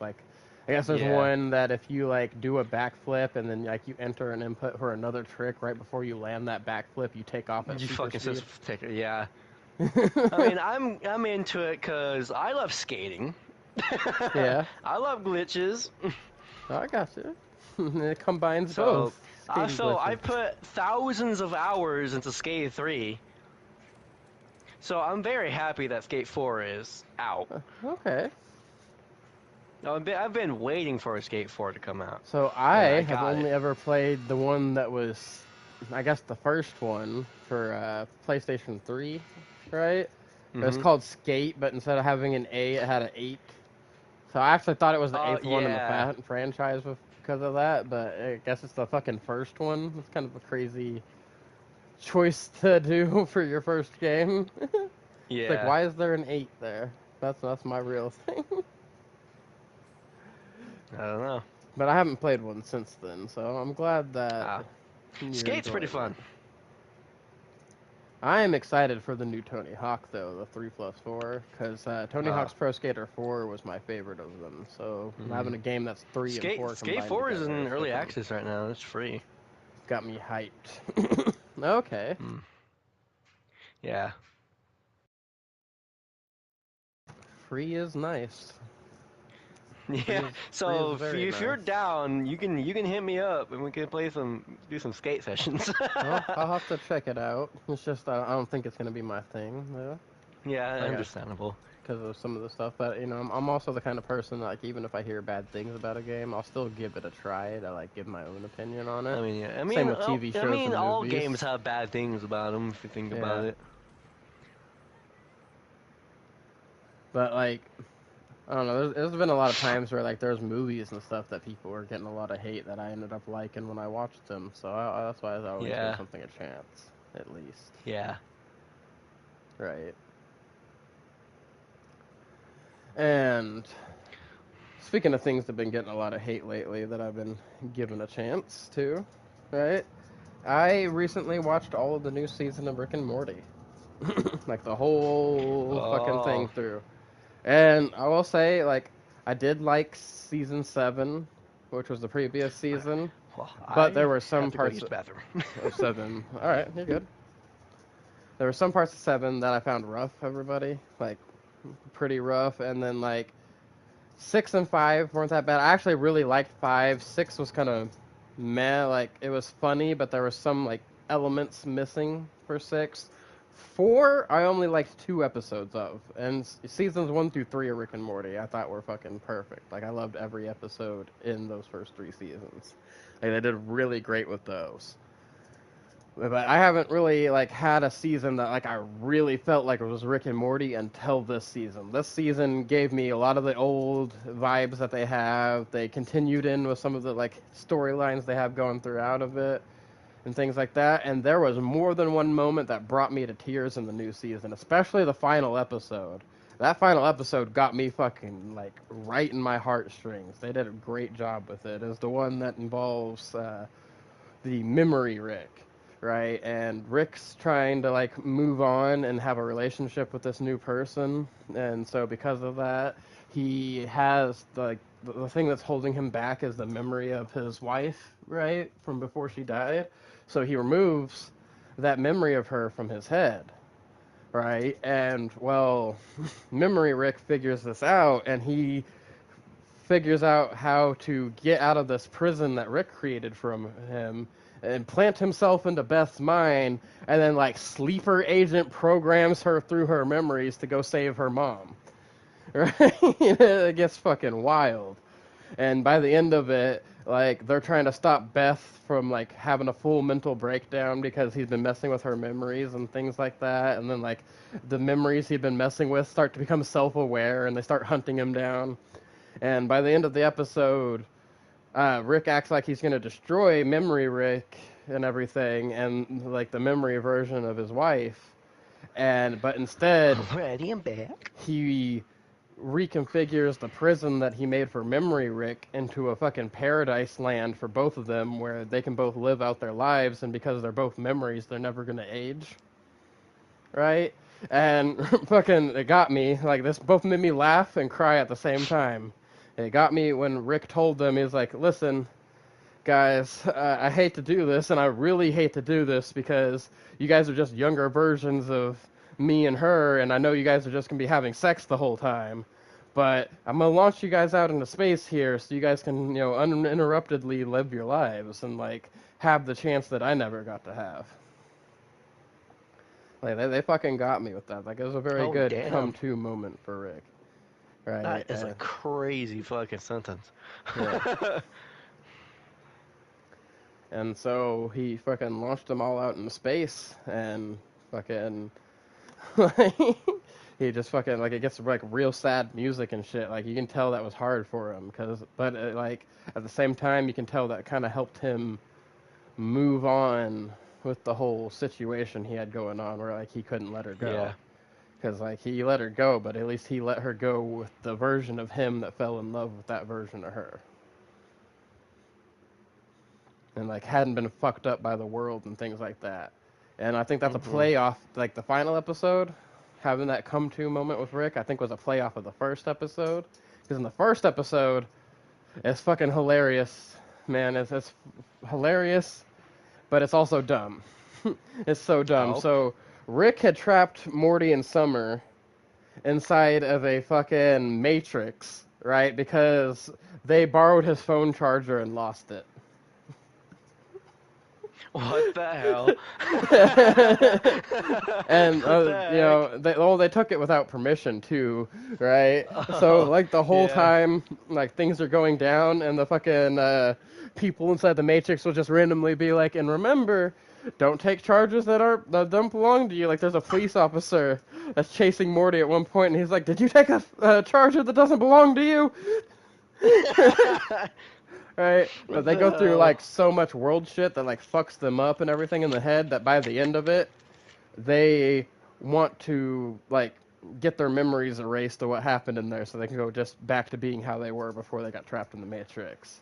Right? Yeah. And I think that plays off of the last episode of Rick realizing that, like what happened with Morty and Summer, he's been fucked up by a lot of life events. So the best thing he could do for that memory of his wife was give her the old memory of himself to live with. Right. And now they're both sentient memories that have fucking immortal fucking intangible bodies and a fucking basically giant Minecraft level. Holy crap. Yeah, so it's like that's fucking cool. I do hope they bring those two characters back. I'd like to see some misadventures with them. But we had some good old little misadventures throughout the damn season. Like we had some very interesting things. We had we brought back Morty's son from like back in the first couple seasons where he found that fucking sex robot and then impregnated it, and it turns out that like the sex robot was made by these races where like the female, like they need to keep their population going, but they can't trust the males, so all the males like live down on the planet while all the females like live above them and just send down these sex robots to collect the samples. And fucking Morty makes the Gazorpagorp baby. Well, it turns out they grow up really fast. And fucking Morty's son tricks him into thinking he's dying so he can go fucking talk to his mom, but really he knew his mom was in a trash and he was just trying to escape the IRS because he owed a lot of tax money and shit. Yeah. So like we had some funny moments like that. Good old adventures. We actually had Zack Snyder and fucking James Gunn in one of the episodes. Which fucking cracked me up. They got them both to come in and voice themselves, right? So I thought that was pretty good. And fucking like what happens is James Gunn's making this series of fucking like movies called Robo Trees or whatever. Like there's these fucking like robotic trees, or it's like Maximum Velocity, I believe is the name of the fucking movie series, but like there's these robot trees that fucking fight these like evil other plant fucking monster things, and like they're trying to like write a better one. Like a dope ass movie. Yeah, fucking they're trying to write a better one than James Gunn can, and fucking Rick builds this whole machine that's perfectly designed just to make story plots. All they gotta do is say what they want in it, and then the machine makes the plot. Well, fucking Jerry spills something on the machine, and it ends up, like, beaming Rick and Morty into the fucking thing, and in order to get them out, they have to finish the script. And, like, make the whole movie fucking go down, right? And then, like, at the same time, James Gunn's trying to steal the machine that fucking writes stories and stuff. And, like, they end up fucking making this whole crazy movie inside the machine. Fucking James Gunn looks at it, and he's like, they did it. They did make a better sequel than I got. That's crazy. Yeah, I don't know. They did really good, but I will say, all in all, the new season is definitely worth watching. Like, yeah, they don't have Justin Roiland doing the voices for Rick and Morty anymore, but they sounded like people. Like, I definitely say they're doing better at imitating them in this season than they did in the season that they were introduced in. But also, I think after watching them for a couple seasons, having those new voice actors, I've gotten used to the voices. And, like, It doesn't give me that feeling like something's off anymore about it, like it did whenever it first changed. Which is probably another reason why I was able to enjoy it. But this is the first time in a long time that I was like really like felt like I was like, oh shit, Rick and Morty's back. And then we got fucking 4 more seasons coming, guaranteed. So. God dang. Yeah, well, it's because they were guaranteed up to season 12. Back in like season 4 or 5. They got freaking. I think it was season 4. They got like a contract that guaranteed them 8 more seasons. That's awesome. Yeah. So we're definitely going to be having a lot of Rick and Morty, guys. And I will definitely cover the next season. Hopefully when it starts coming out this time. I do usually wait for them to build up, but I think this time, if they do what they were doing, where like they release the episodes one at a time shortly after they air on Adult Swim on HBO Max, then I can keep up with it, if that's true. Because obviously I don't have Adult Swim, but I do have HBO Max. So I can at least keep up with it from there. You know, and I'm definitely excited to see what is going on with the whole IP with James Gunn using the DC universe too. Because besides liking that Superman movie I was talking about earlier, I am fucking loving the new season of Peacemaker. They are doing fucking great. Like, last episode had me laughing so hard I was in tears from fucking laughter, man. Like, had me on the fucking ground laughing. Like, specifically, one of the lines reminded me of, like, my girlfriend.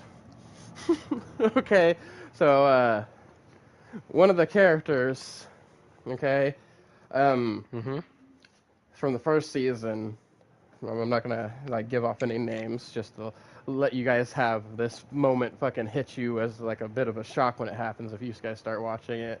But there's a new character in Argus that he really doesn't like, right? Like, she's a fucking super bitch to him.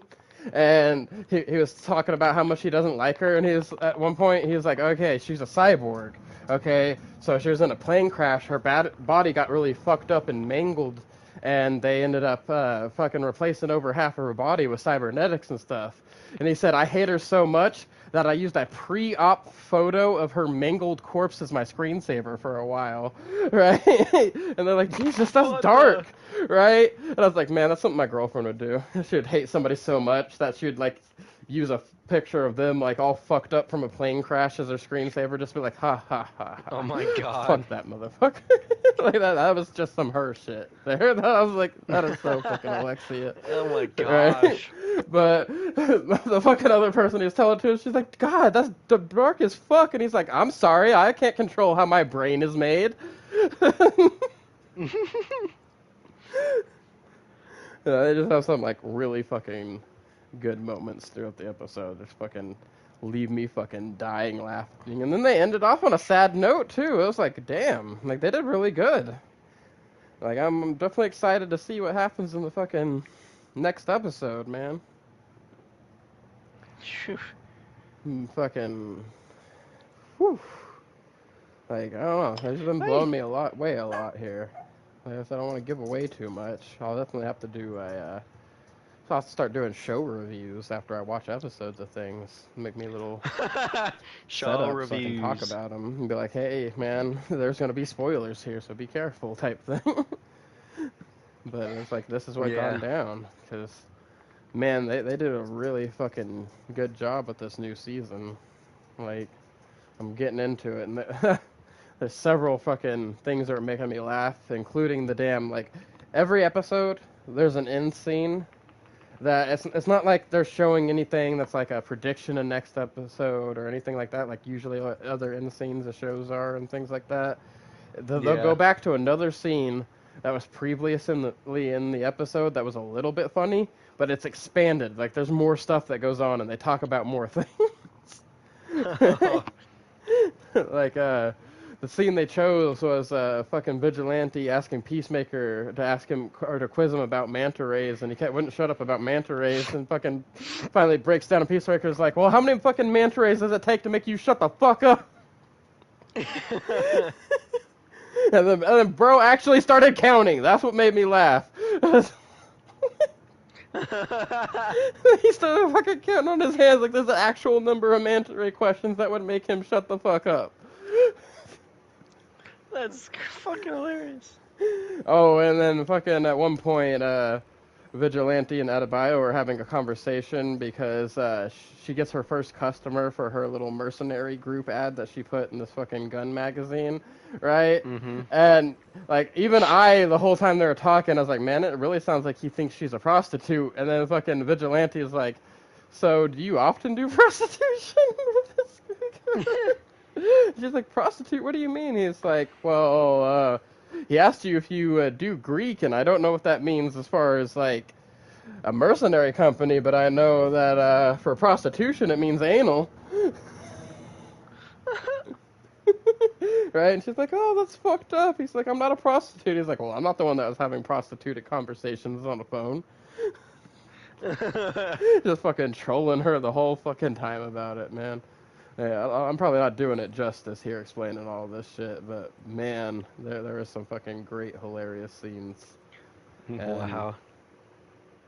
Like, it is kind of going, like, really fast-paced, though, because, like, the preview we had for everything that was going to happen in the season that they played at or after the first episode, right? Like, there's some stuff that they seemed like it was going to be, like, end of the season type shit that's already starting to happen. Like, fucking, he just left to go to this alternate reality where, like, his life's fucking better.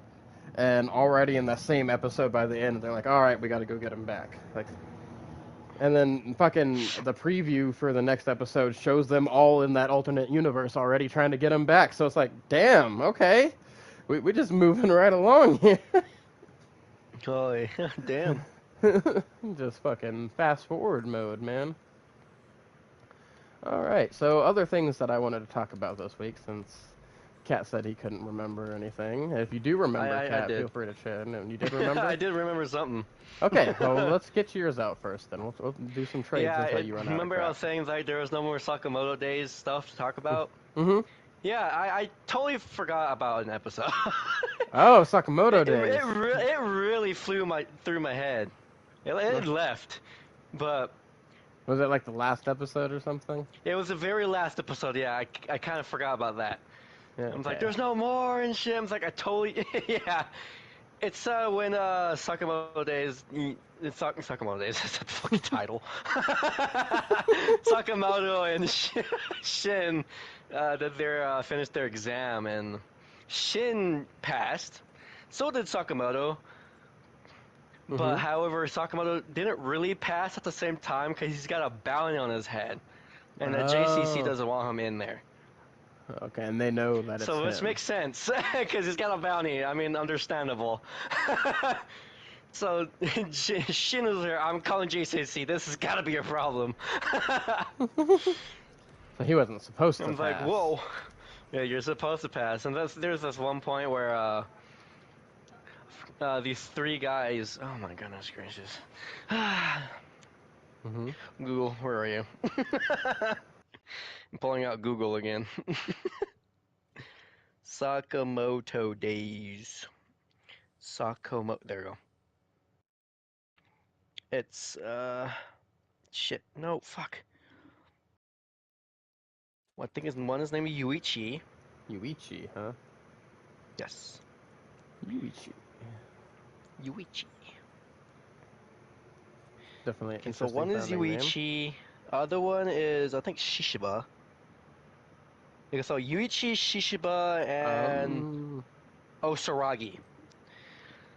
So we see Yuichi, Shishiba, and Usaragi go to some like a lottery ticket vendor thing, and the lottery tickets are I have no idea. They can tell the future apparently.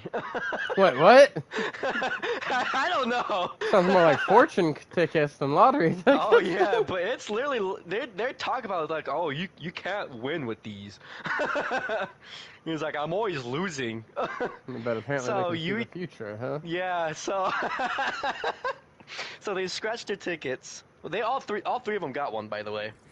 So Yuichi and Shishiba scratched their tickets, and they lost, but it told the future of what's happening, and And then All-Star like, what do you mean you can't win with these? So she scratched hers. Of course she fucking won. She got money. I'm like, lucky. So they're like, you can win with these things? So it's not rigged. I guess she's just very lucky. Yeah, I don't know. I'm definitely confused about how these tickets work now. Then it cuts to Sakamoto learning that he can't go to the JCC because he failed, apparently, because he's got a bounty instead. And then oh my, it's so hard to remember the names. Yuichi, yeah, Yuichi came over because Yuichi and Sakamoto are like best friends, you know, that type of stuff.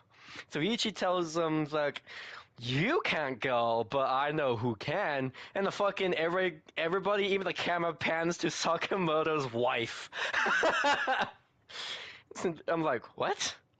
So then it cuts to it goes black and then it comes back and it's like Sakamoto's a fucking girl, dude.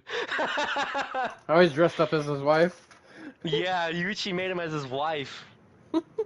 He's got the girl voice too, by the way. He's got a female voice. I was like, how the hell did you do that? I'm like, how did you give Sakamoto a female voice? And then the episode ends. I got I'm you. like, what the hell? I was like, I was very hyped for this next episode. That's why. I was like, oh, and there's not gonna be one. I was super hyped. I'm like, yeah. I was like, oh, the day is here. Let's watch it. And fucking nothing. I'm like, oh. I was like, it didn't even say like next episode or anything. It just says completed. I'm like, oh man. Now I gotta wait until next season. Alright, that always sucks whenever you're freaking getting really hyped for a next episode and they're like, nope, that's the last one of the season. Oh, no, yeah. I have a feeling they're gonna do that to us with Kaiju also this week, or this fucking season. Oh, yeah, there's this one part in the... episode at the 12. end where yeah, there's one part talking about it is at the end, Shin is in the bathroom reading about typical school life and everything. So he's in the bathroom and some guy comes in there and knocks. He's like, yo, anybody in there? And Shin is over here reading. He's like, oh, this is your typical bully type of thing. Where he throws the innocent kid into like a swirly. He's like, oh, and he fucking kicks the fucking dude's ass. Damn. Shin punches him. He's like... He was like, oh, that's supposed to be my line. He's like, oh, don't hurt me. Bro, you hurt him! That was a little funny little scene. It's like, you're not the one who's getting bullied here. Bro's gonna beat up the bullies. Okay. And that's it. That's it in the fucking Mononays. Well, not the end, but like until the end of season. The end of that season. Yeah. Into season 1, finally. Yes. I was gotta wait for season 2. Unless they're gonna do a season 1 part 3. Oh god. I hope not. Then I'm gonna call that season 3.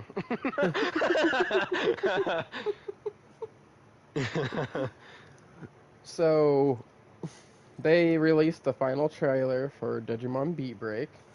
And I am fucking hyped. Yeah? So I thought it was gonna be like some kind of like music style like related because it was called Beat Break and like they had this like pretty sick like fucking, rhythm. Yeah, like techno fucking sounding sick music. Yeah, I know what you mean. Trailers and stuff like that. So like I thought this was gonna be a very music related season of Digimon, or well, like, and I guess not season, series in particular because it's its own new series. Well, in the final trailer, you find out that basically there's a bunch of people that have Digimon throughout the world that are like wanted, and they have these bounties on their head. And for some reason, the main character, the moment he gets his Digimon, he becomes wanted. They don't say why. He gets a fucking bounty, and the only way for him to clear his bounty is to join up with everybody and freaking hunt down all these fucking like rogue Digimon tamers and shit like that. So it's like Digimon bounty hunters, and I'm kind of hyped for it. Well, and their Digivices look like eggs. Bounty hunters. Oh. That's the part that kind of threw me off. They kind of look like eggs, and they didn't show what like, they showed off one of the, like, I guess one of the main characters, freaking, friends are gonna be, and, like, they showed her freaking throw the egg up in the air, and her Digimon ate it, and then it said, like, you know, fucking Digivolution, but then, like, they cut to another scene, so I'm assuming that they used said egg things for Digivolving then, based off of that. I don't know why I went in there without resetting the boss fight. I thought you bought it already. I apparently forgot to. But, I don't know, it's kind of got me hyped. I really like the, fucking, like, the music and stuff they had with it. I like the vibes that they got going on with it. I like the animation that they were showing off. Looks really fucking good, man. So, like, I think there's gonna be some pretty fucking sick fights just based off this trailer alone. Mhm. And I really can't wait for it to air. Yeah, it's all... Right? Talking about... And we have that coming out, and the new Digimon game coming out soon. So, like, yeah. Digimon fans Talking about games. good. You remember the anime game Ananta? Mm-hmm. We finally got a trailer. Oh?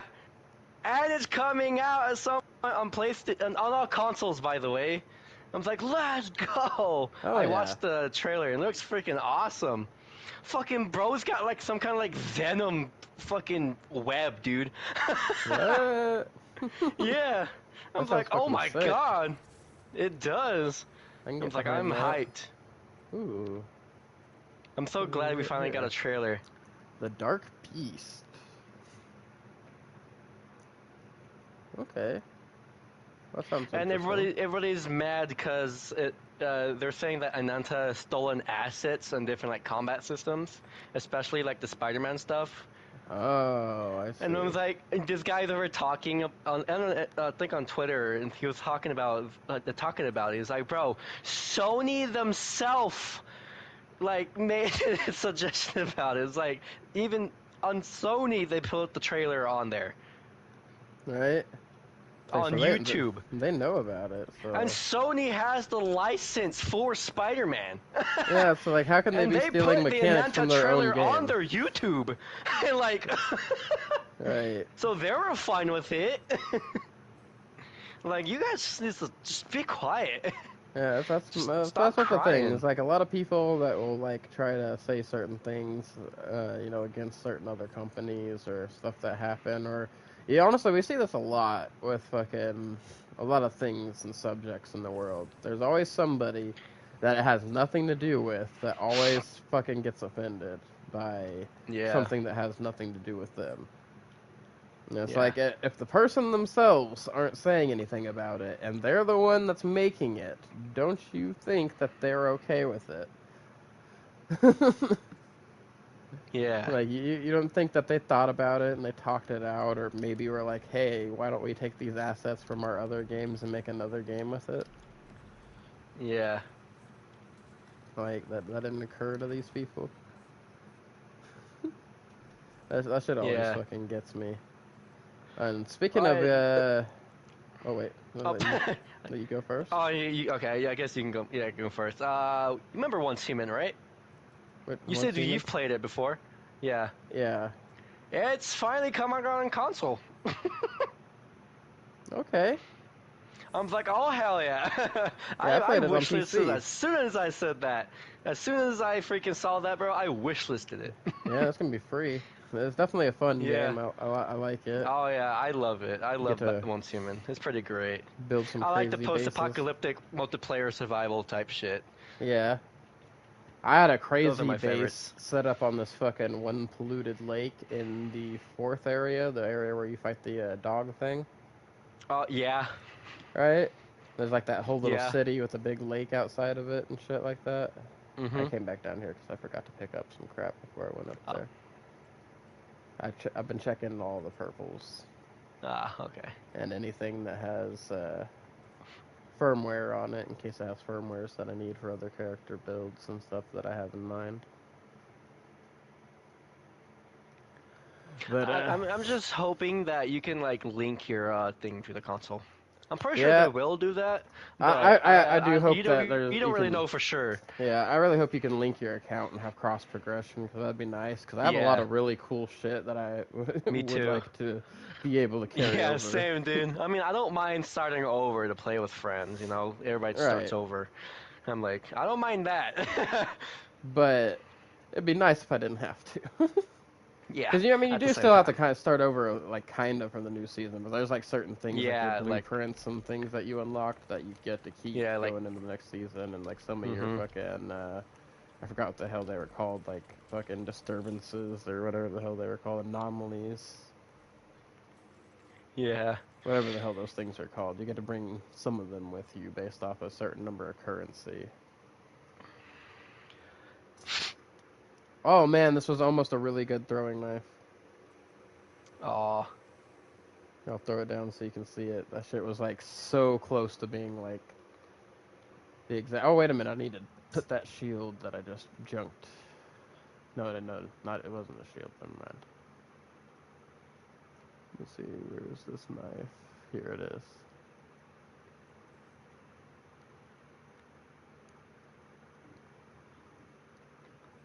Like, it'd still be a pretty good knife, but it's like one affix away from being fucking like a perfect fucking throwing knife. Damn. Yeah. Holy crap. Like, that's fucking good. But anyway, I digress, right? Another little intermission. Right? Distracted by that. And get into things we want to talk about. So, Moxie's put out a video here recently where they talk about some of the things that we have going on in the game right now. First good thing, nobody that has any broken interactions with their builds in Borderlands 4 has to worry about their shit getting nerfed or changed or anything in the meantime. They did say they are aware of some broken interactions and they will look into them, but right now they don't want to focus on fixing into the broken interactions, and they more want to fix on buffing things that are underperforming. So we're going to be getting buffs and no nerfs. Woo! Let's go! I like that. I like to hear buffs and no nerfs. I hate when you nerf everything right out the gate on the game. It's like, man, let people figure out what they like and before you start nerfing this shit. Because some people spent a long time farming for that stuff just for it to become useless. You know, I hate when games do that. It definitely turns players around, and there's already enough issues in this game turning players away from it, so we don't need to add to the list.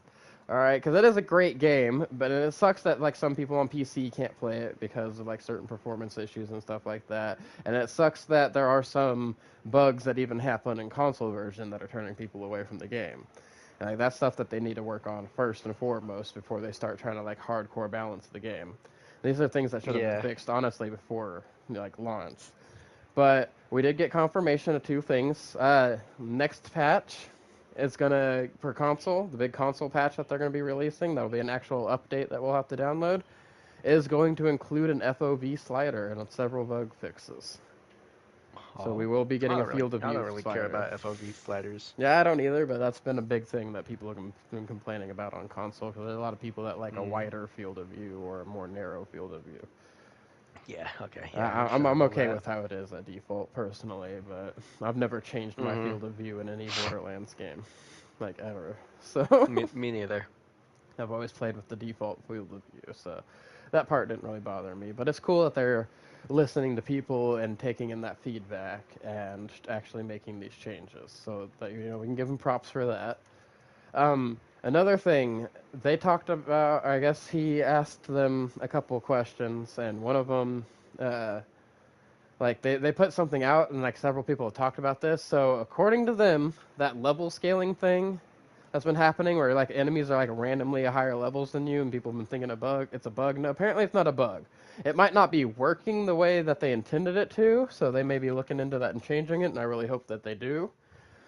But basically, if you go through the story too fast and you don't do enough side content, the reason the enemies upscale like that is supposed to encourage you to go do side content instead of just smashing out the main story.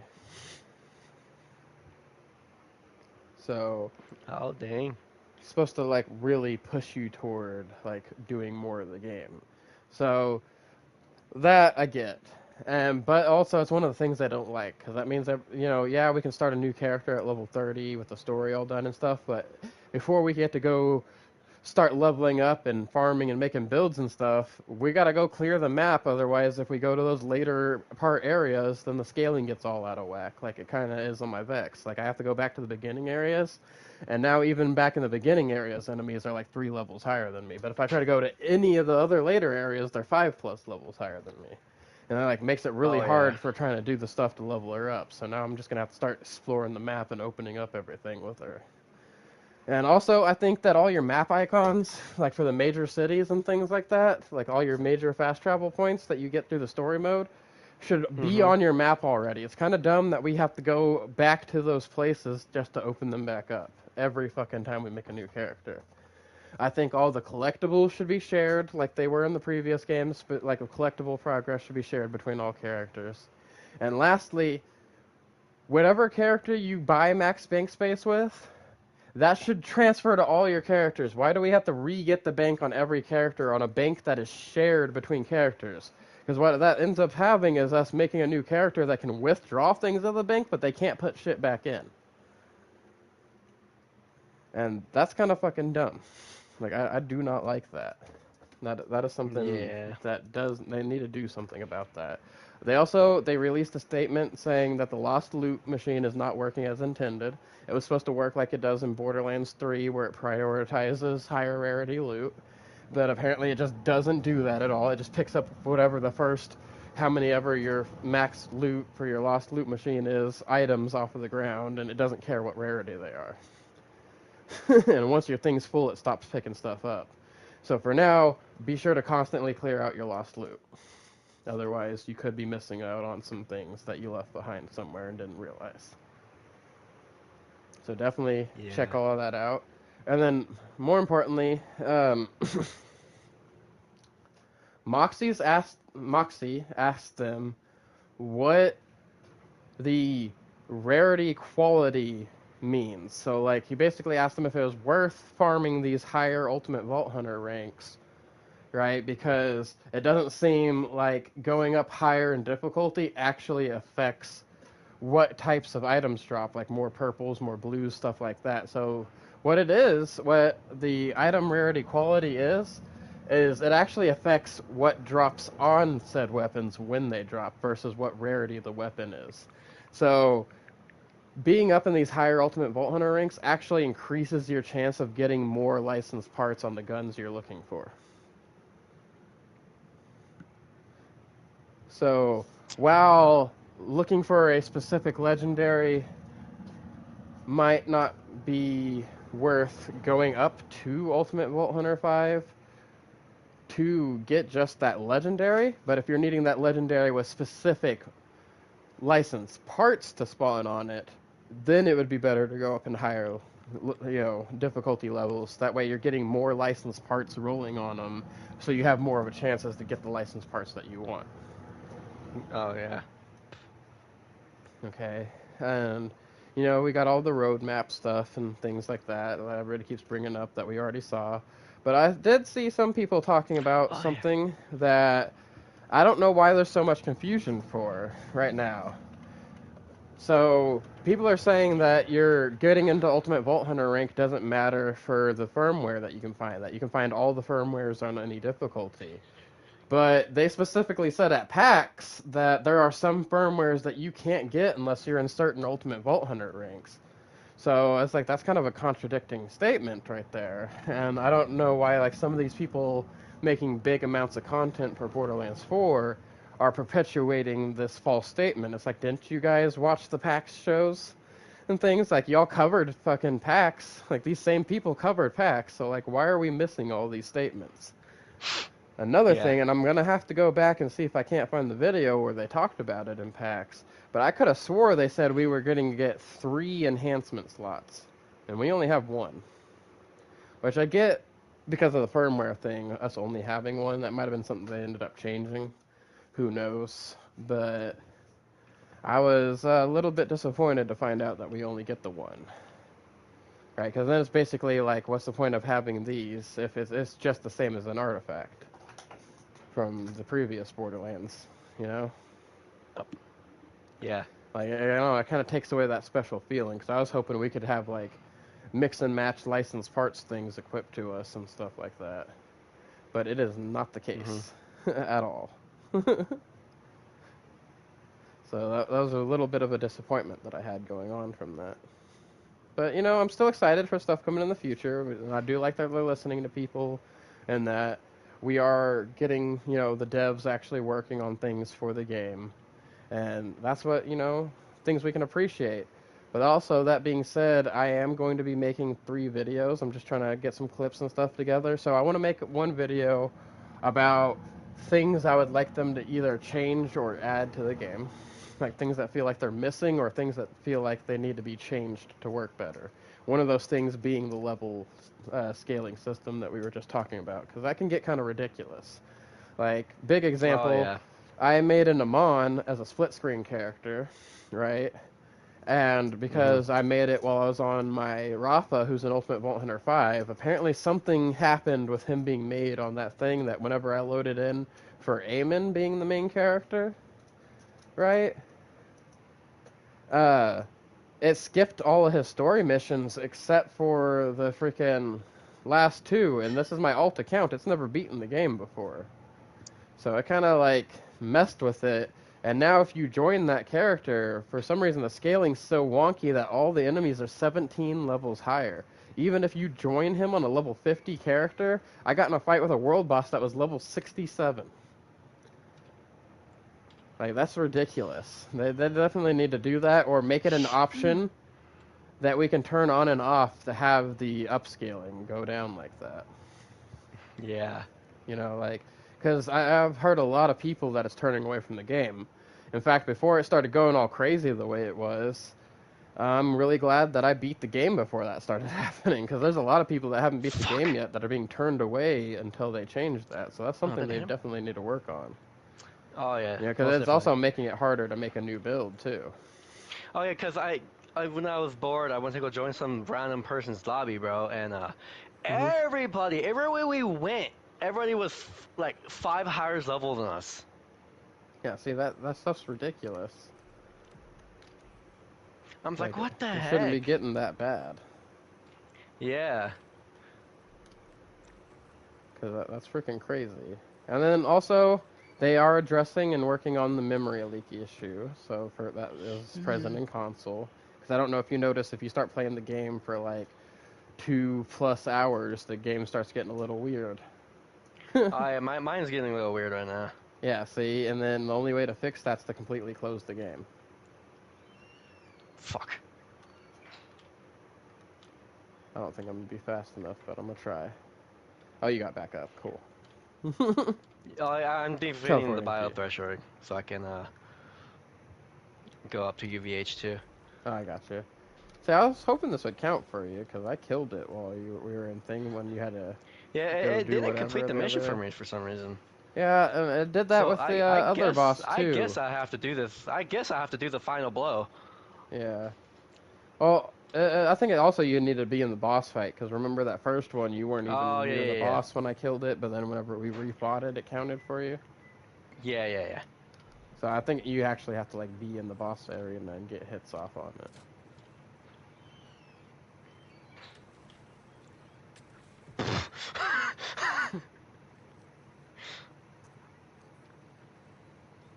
Wait for my people to expire here. Otherwise, they might finish this guy off for you. There you go. Did that count for you? No, because it didn't show up on my screen. Oh, wait, no, it did. Okay, I guess it just didn't show up when I did it, but I so it counted for me on this. There, now the challenge completed. Yeah. she hadn't done it before yet, so that works. Hey, that works. Now I don't have to do one slimy and one gassy issue with her. A plasma coil? Oh. Look at them spoiling you. I fucking love that gun. I've been trying to find it with a... I didn't figure out who drops that to come farm it, because I need that with Jacob's license parts on it for my Rafa. This one's got Maliwan, though. Maliwan? Unfortunately. Maliwan. Oh, they're all Maliwan. I need it to have the Jacobs too, yeah. Though. I need it to have both. Dang it. Both. Man, I had something else I wanted to talk about here that I just can't remember it off the top of my head right now. Oh, here we go. Before we close this off, new season of Diablo started yesterday, season 10. And honestly, it looks promising. I like the whole gimmick that they have going on with it this season. I'm trying out a new character. But the new gimmick is these chaos. It's a chaos season, so there's these chaos portals that can have as you play them and stuff and beat them, you have chances from them and some other sources in the game to get what's called a chaos unique to drop. Which what it is it's one of the unique weapons or fucking armor pieces in the game. But it can spawn as a different item entirely than what it normally is. So, like, for example, if you have an ability that's on a helmet that you need, or there's also another helmet that you need, you could possibly get one of them as the helmet, and then another one as, like, a pair of gloves or something. That's going to, like, break open the build diversity and make it crazy. So that I'm super excited about for the season. That sounds crazy. Yeah. Oh, no, it is. It is very crazy. You have anything else to add, though, Kat? Because that's pretty much everything I can remember talk about. Let's see. I'll definitely have to take better notes for the next podcast, because I feel like I'm missing some notes. Dude, same. It feels like I'm missing something, but I can't really think of it. Me either. Whatever it is, if we remember, I'll have to write it down for notes for next week. Next podcast. Which I'm trying to do it every week, but life events come up, everybody. So, like, there are reasons why we'll have to, like, skip a week or maybe have to make it on a Thursday instead of a Wednesday. But for the most part, we're trying to do this podcast every Wednesday. And thank you all for watching, by the way. I've been Damionpyro. I've been ChillenCat. And this has been the Nerd Talk Live podcast. Thank you all and have a great day. Bye-bye.